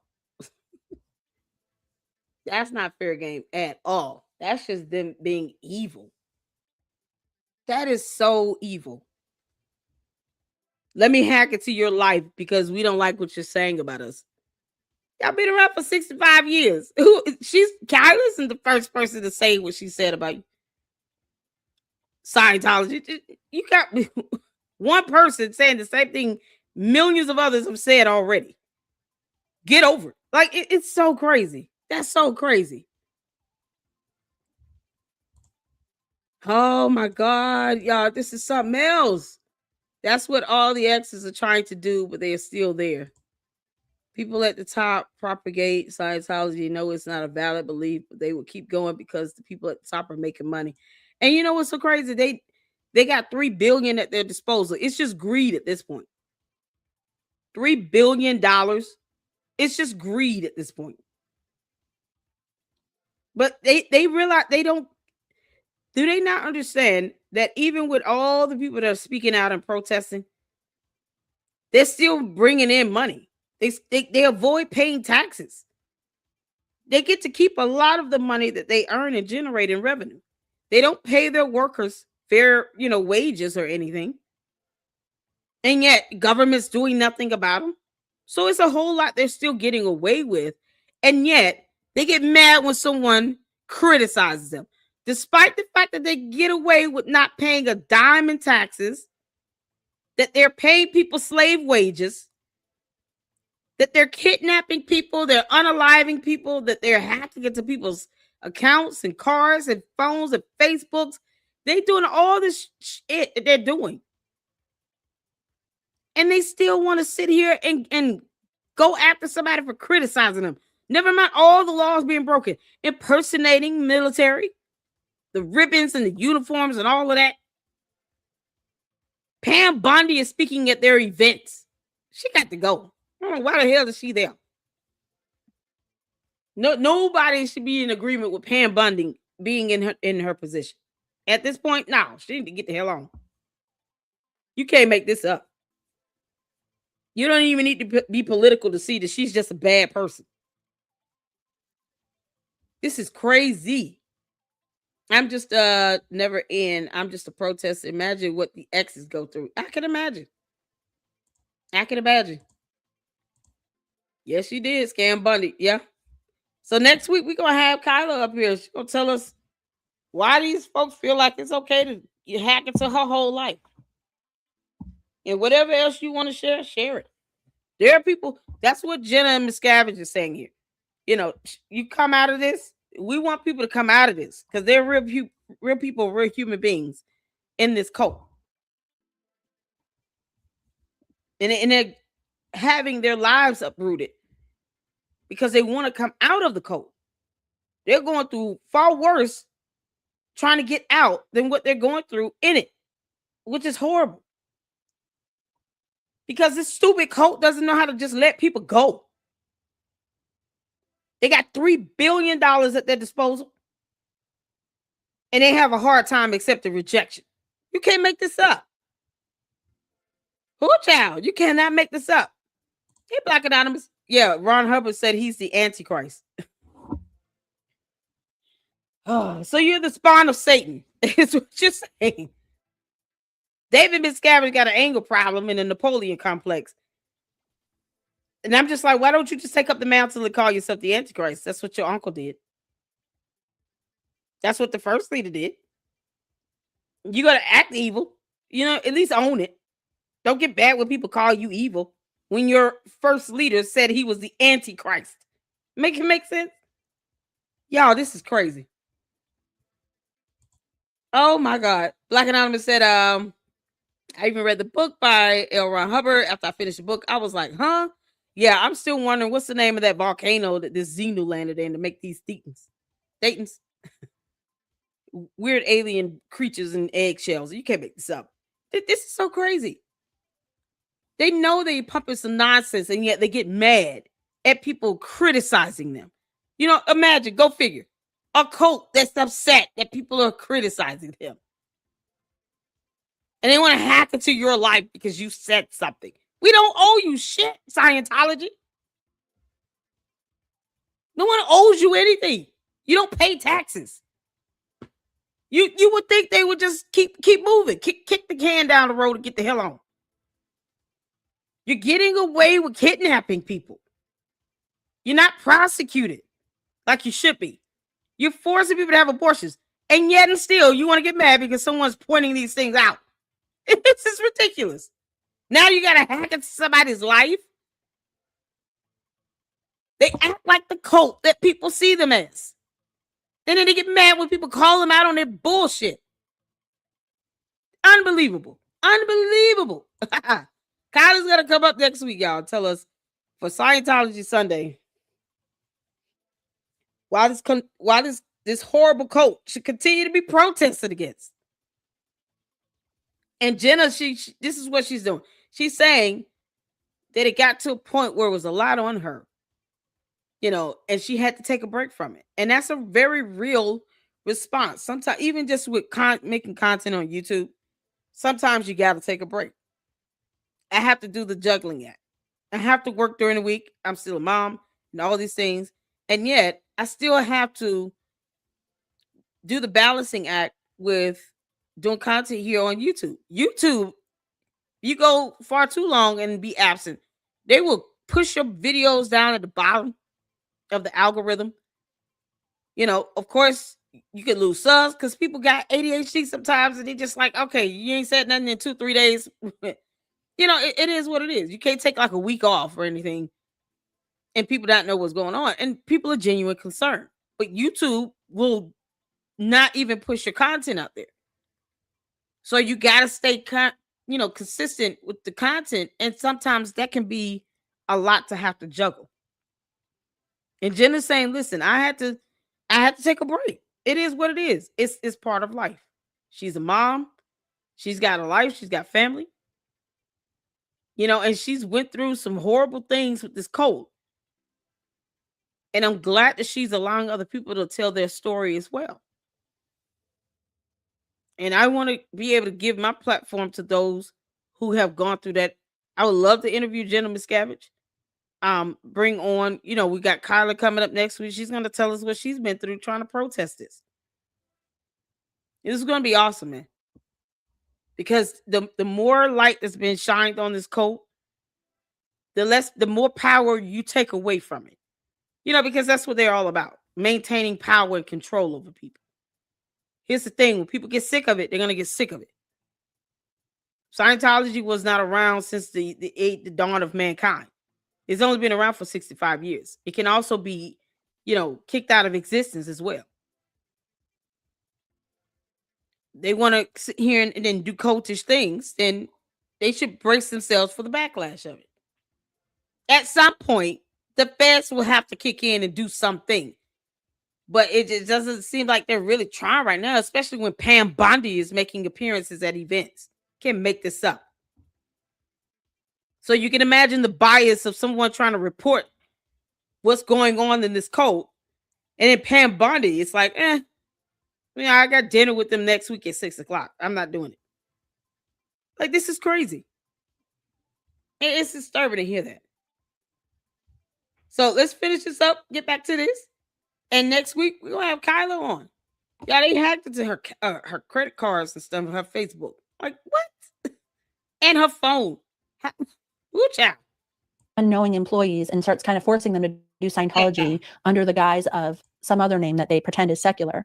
That's like a huge thing that can be exposed on its own and even fought against. Like, having letters that can be written to the employers, having letters that can be written to the employees that help let them know their rights, that maybe connect them with other people who have wound up suing the employers who are forcing them to do Scientology things, finding a list of all of these dentist offices, etc. That's just one avenue. There's acting classes that do this. There's getting Foundation for a Drug-Free World into schools. So these are all different campaigns that I want to take on, but it's so hard to know which one to do first. And I want to take them on in a way that actually does something about it, that leaves an evergreen solution there so that if anyone ever runs into this problem, they will find this solution. This solution is out there and we can use it over and over again. And there's so many other things just like this. Like, people who are trying to sue Scientology, they run into Scientology's arbitration policy. Well, why not have a campaign where we can create legislation specifically regarding Scientology's arbitration clause and how unconscionable it is? Why not have a campaign that just does that alone instead of fighting Scientology 10 times in a court of law to get this overruled? That's just an idea that could wind up being a horrible idea, but there's so many campaigns like that. Yeah, she's right. They're just like with the way they're acquiring all these properties through these LLCs. Well, Florida is going to have to create some state legislation on a state level that would have to apply across the entire state of Florida when it comes to how you purchase property, through these various LLCs to make it more transparent. And if you can't submit certain documentation, you can't, disclose information about the owners and all this other stuff, then you don't buy the property. It's that simple. Because see, guess what? To the state of Florida, Scientology isn't paying taxes. They're not adding to your economy either way. You concerned about somebody not being able to buy a building? What difference does it make when they don't pay property taxes? That purchase of that property or that building might not always fall into the hands of the government of Florida, the state of Florida, or even in Clearwater. So it really doesn't even benefit overall the economies of the city of Clearwater or in the state of Florida. So what she's saying is on point. There needs to be a lot of legislation put in place. Funny how they know not to recruit people who are physically or mentally disabled or have mental health conditions because they know they'll get in trouble for it. And then they don't find people with disabilities to be useful. Well, what if there's a way for them to look at any other group as not being useful, so they'll leave them alone? Instead of having certain targets, find a way to invalidate it so that they don't make certain groups of people a target anymore. I would rather they not mess with people who have physical disabilities. It's a horrible way how they view them, but it at least keeps them off their radar. Because I would be, I guess all of us would be livid if we saw someone that was physically disabled in Scientology being told they got to do something for 100 hours a week, and then they only get paid $40 some for the whole week. I would rather they just not even bother with anybody with a physical disability. Just leave them alone. But how do you get them to leave everybody else alone? What does it take? What needs to happen for them to leave other groups of people alone? Bit by bit, there has to be a way to get more people off their radar so that they will leave them alone and not even think about recruiting them. That way, many people can be saved from this cult. All right, do we all have to walk around and say we have a physical disability? Like, does burping count? If I say I burp a lot, is that a physical disability? What would count? We got to come up with something. We got to make sure that people find ways to avoid being kidnapped and drafted into this dumb cult. Say you have a lot of gas, right? And you just start farting. You start burping real heavy and it just all stinks. You can imagine they probably wouldn't want you near them. Whatever you need to do to stay out of this cult, do it. If eating rice and beans and tooting all over the place is the way to go, do what you got to do. If eating ice cream gives you the bubble guts, eat the damn ice cream so you can get the bubble guts. At some point, they're going to be like, oh, this is a condition you have? Yes. It's called shit a lot. Like, it's a real thing. Whatever it takes to get them off your radar. That I want to start doing. I want to start making a real difference. I don't only want to expose. I want to expose, but I also want to do something about it. The more little campaigns there are like this, the more angles Scientology is being taken from, these things add up. They may seem like nothing at the time, but they add up. And after a year, after 12 of these little programs, even if there's just 6, after year and year and year, they're all going to add up and they're all going to make a huge difference in the long run. You know, another thing I mentioned in the past that I've always wanted to do is start a foundation for people who were born and raised in Scientology and whose family members are still in and who hear from nobody on their birthday or on Christmas, you know, just like a tell information man. I will be over there when I'm done with my live over here. It'll probably be another 30 minutes for me, but I will hop on as soon as I am done over here. Black Anonymous, shout out to you. Thank you for letting me know that as well. I'm going to be late, but let him know I'm coming. All right. He can start without me. It's cool because I get it. But I want to finish up over here and then I'll hop over there when I'm done. So shout out to y'all. And when y'all can, if y'all can check out the live stream with Information Man Show. I will be a guest over there. Please do that and show him some support as well. Let's get back to it. Foundation or a campaign to send them cookies on their birthday. That's just another thing I want to do, that I get so distracted in the weeds of everything that I never can do them. And so my goal is to take these things one at a time and accomplish them. And they're all important, and they're all great ideas. I just want to actually start doing them now instead of talking about them. I've been a little bit shy and reserved about being on YouTube or social media in the past. And a lot of that has actually been because of sort of psychological programming that I have had to overcome because of Scientology. It is my innate personality to want to talk about these things and to be confident and to communicate about them. I've had to overcome the sort of shit that I've been put through every time I spoke up in Scientology. And even lately, one of the things I've had to overcome is when I say, hi, I'm Jenna Miscavige, my uncle is the leader of Scientology, and I escaped when I was 22, people saying like, oh, you think you're better because your uncle's the leader of Scientology? And just realizing how psychotic that is. Because I'm literally like, hi, my uncle's Charles Manson, and I escaped when I was like, any insinuation that that's a flex or a brag or anything like that actually says more about the person who thinks that you're bragging than it does about you. And maybe it's because in Scientology that would have been a brag that I still felt like a little bit queasy about it, but it's been really freeing to get over it and put myself out there in these little bite-sized portions in TikTok. And it's been really, really cool. And you know what the thing is about TikTok and Instagram? They all have their own separate audiences, completely different people. And on YouTube, we tend to think here that everybody knows all about Scientology. Everybody knows the lingo. Not true. Not even close to true. It's amazing how little people know and how much you can tell them with it being something totally new.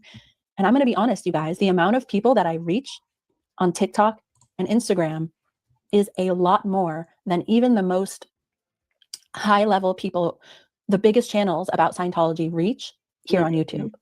And the amount of views alone are literally like 10 times the amount. So I guess at first, like I was like, oh, TikTok, that's for children. But it's not true. It reaches so many people and it's been amazing. So it's such an important campaign, and it's a huge part of what I'm doing. And it's really boosted my confidence. Over the past 2 years, many people, and even myself, I've said, oh, I'm shy and I'm quiet. What I've realized is that I don't actually lack too much confidence. On some level, not having to fight for attention and not having to, have my voice be the loudest one out there is actually a sign of confidence. I'm okay with myself just how I am. I don't need to fight for attention in order to have self-worth. But, having a certain number of subscribers or great comments or, supporters or community, does all that help my self-worth? Yes, I'm a human. It feels great. But is it enough where it's going to make me do something outside of my integrity in order to facilitate that? Fuck no. That's the flat out answer. Like, that's where it gets to the point where people have said about me, oh, she'll burn it all to the ground. She doesn't care about her community. She doesn't care about this work. Well, that's really just like a tricky way of saying, like, if I have to choose between my integrity and how much people online like me, bye, goodbye. Because in the end, your self-worth comes from what you think about yourself. That's right. And if I'm going to do something that I can't live with myself for doing, I will always know that. But if I do the right thing and I know that people might hate me for that or people will misconstrue it, whatever, that's hard. It's really hard to feel misunderstood. But in the end, I can live with it more than I can live with knowing that I'm a bad person or a bad friend or something like that. But part of building your confidence is actually doing the things you want to do and overcoming your fears. And that's what I'm really looking forward to doing. So I hope you guys look forward to me looking like a moron quite often, saying the wrong thing and messing up, because looking dumb is the price you pay for sort of putting yourself out there and having a lot of... Jenna, you don't look dumb, honey. I thought it was badass for you to put that thumbnail up with that middle finger in there. I was like, y'all, this is a badass thumbnail. I loved it. I use it as a thumbnail myself. Because you should never feel like you're going to look like a dumbass. If I have to worry about that every time I go live, then I will never go live. Sometimes I mispronounce words and say things and slip up and stuff, and it doesn't make any sense. But it happens. You push through it and you keep living. Your true supporters, people who support the information, your commentary, to support you, they're not going to judge you on that. Not at all. A lot of people do not support me because they don't like the profanity. It is what it is. Everybody's different. Some people pray before they start their live stream. And I watch those content creators that do that. Have no problems with that. Think it's a beautiful thing. We might not all do the same thing, but we understand what's right is right and wrong is wrong. And your delivery and the way you go about doing it is what's unique to you. So I'd rather she do her content and share her story, put people on her platform that's going to share their story, because the ultimate goal is to remind this dumbass cult they have no power in the United States of America. They shouldn't have the power that they think they have. People should not have to worry about coming up missing or having things hacked. Because somebody said criticized Scientology. Like, are you kidding me? They rule by fear. They want to make an example out of somebody because they think this is a deterrence from others speaking out. It's not. It doesn't stop anything. They said cut off one head, 6 more come back in this place. You think you're silencing one person, 10 more people going to come out and support that one person. You've hacked into their Facebook account. And then 10 more people are going to come out and speak out on it. They're not smart enough to realize they're bringing more attention on themselves when they go out and do stuff like that. So hopefully we can take a page from Germany and take away their tax exempt status. Oh man, who knew? Germany is showing us how it's done. Here's how you handle a cult. If they want to sit here and claim to be a church, take away the tax exempt status. They'll go away. You can't make this up. Can you imagine if the U.S. took away their tax exempt status in Scientology? I mean, honestly, that's the best way to go. You hit them in the pockets. They got $3 billion. $3 billion at their disposal. Take away the tax exempt status and then let them really pout about it. When I say it'll weaken them like hell, they'll feel so defeated. But there you go, point proven. Cults like this, all they care about is money and power and authority. Let's tackle the money thing. Take away their tax exempt status. They don't add to our economy. Why should we be okay with them not adding to our economy? But yet they want to sell books and all this other stuff and bring in money and revenue from people. But they can't add back to our economy on their own. They can't pay taxes. Get the hell out of here. Then you should not be allowed to flourish financially. Not when you're talking about people being kidnapped and all this other nonsense. Churches should be taxed anyway. And this is coming from somebody that is a Christian. Churches should be taxed. That's just my opinion on it. All churches should be paying taxes, period. Hate also is. And so I guess I will be having more of that. But that's okay. It's worth it to me. It's worth it. It's worth it to me.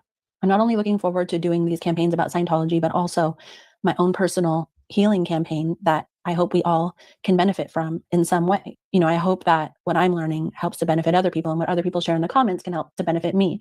I have a lot of opportunities that I have been too busy to take over the last several months, whether it's documentaries, it's going on podcasts. So many people who I literally have completely ghosted that I've started getting back in touch with, and some things are in the works. One of those things that I'm crazy excited about is talking to Tim Fletcher again in the next few months. I just found him to be amazingly helpful, and I can't wait to revisit it again after many months. I know a lot of you guys liked him, and so I'm really looking forward to that. But I just wanted to comment on how the willingness to look inside yourself and to see where you might be doing something wrong, where you might be failing, takes a lot of bravery. It takes a lot of bravery. It takes a lot more bravery than blaming other people. It's hard and it's easier to just protect your ego. But the truth is that it doesn't make you bad or wrong to look at your actions and to see where you're fucking up and to try to correct them. It's actually amazingly brave. And I see people who I care about very much with friends around them kind of telling them that, and I'm talking about people who are actively hurting themselves, and who are hurting people who they love, and do this repeatedly over and over again. And they have friends telling them that they're right and they're doing the right thing and this is correct and this is great. And that's not your friend. It's not your friend. If someone cares about you, I don't mean to sit there and say that they're going to be randomly, carpingly criticizing you, but when someone is your friend and someone loves you, they're going to see the most beautiful things about you and they're going to love you for them. And they're going to see that those beautiful things also have a downside. The most beautiful, wonderful things about someone are also have a downside that are the worst things about them. Your strength is also your weakness. And somebody who's your friend sees both of those things and loves you anyways, but does not sit there and tell you that the darkness doesn't exist. People who sit there and watch someone self-destruct and ruin everything that they care about and defend you and call it loyalty, that's just somebody who's looking for a loyalty payout from you someday. And that loyalty payout is never going to come. Okay, guys, well, that's pretty much everything I wanted to talk about and update about.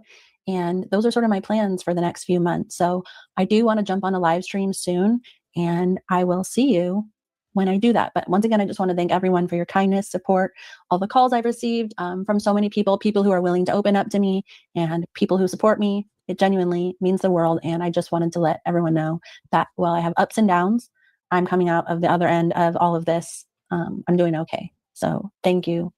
Thank you for checking and thank you for being here. And hopefully you continue to be here to see what I have for the future. Okay, I'm really awkward about highs and goodbyes. So peace out. So many famous people have been involved. I love it, y'all. This was awesome. So next week on Scientology Sunday, all right, we're going to have Kyla up with us. She sent us 3 videos to look at for interviews, people who were in Scientology, doing interviews and speaking out, talking about the mental health and why that matters. Y'all, this is something else. So we're going to check that out. We're going to have Kyla with us. And you guys can see the next video I had lined up is this from Oompaville, the terrifying cult of Scientology. He kind of did what Tommy G did, where he goes down to, Clearwater. He goes to the building. He's boots on the ground. He does his reporting like that. Shout out to Oompaville. So we're going to check that out next week, along with talking with Kyla and watching the 3 videos she sent and trying to show you all how horrible this is. So we had a great live stream today. We got to get some information in from Jenna, from a former Scientologist member who was very candid about his experience and answered some questions. And you guys, this has been hopefully informative. Talked about we had Liza video we showed, Liz Gale, I'm sorry, not Liza, Liz Gale's video, and then of course Via Suck. This is kind of like a quick overview. It was funny. It was animated with some dinosaurs and stuff. And Liz Gale has her channel. She has where she talks about her experiences as a former Scientologist member.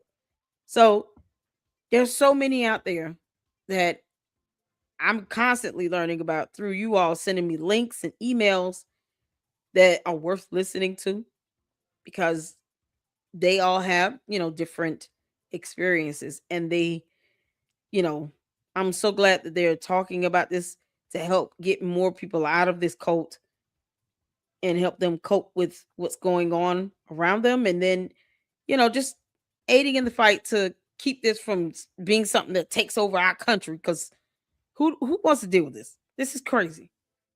So Kyla's going to be with us next week, talking about her experiences as a protester and what she's gone through. And then we got more content to check out. I want to thank you all so much for your support. Make sure you guys are hitting that like button to share this content. Please, Jenna Miscavige, check your Instagram, because I sent you a comment over there. I would love to have Jenna Miscavige here in the LLC to talk to us about her experience. And of course, her being the niece of David Miscavige. Look, She went through a lot. And so her story being shared is just as important as everyone else. So I would love to have her on. Hopefully she does get to the Instagram messages. But at some point, until that happens, we're going to continue to talk about this. We're going to continue to put this information forward. All right, so I have a few minutes. I got to get to the next live stream with Information Man Show. I've dropped his YouTube channel link in the chat for you guys if you want to tune in. I'm going to be going in over there late. So we'll do a separate live stream. I know Jay Witt did a video on debunking the grooming thing with Erica Kirk. From what Candace is putting out here telling people lie like hell. Because that's what she does, right? So we'll do a separate live on that. That way I can just focus on that video and then pull up other information about grooming and all of that and give some sort of, background info on that in a separate live. Hopefully I want to do it today after the Information Man Show live stream. So either way, look out for the announcements. Look out for those lives. I'm about to set up and hop over to Information Man Show in a few minutes. And I will see you guys over there. Hit the like button on the way out. Leave your comments below and let me know what you think. Feel free to email me some information, other interviews that former members have who have gotten out, what they've shared. And we will check it out here. And hit up Scientology Sunday next week. Kyla will be with us. Y'all, thank y'all so much. And until then, Lady Luck Club out. Deuces.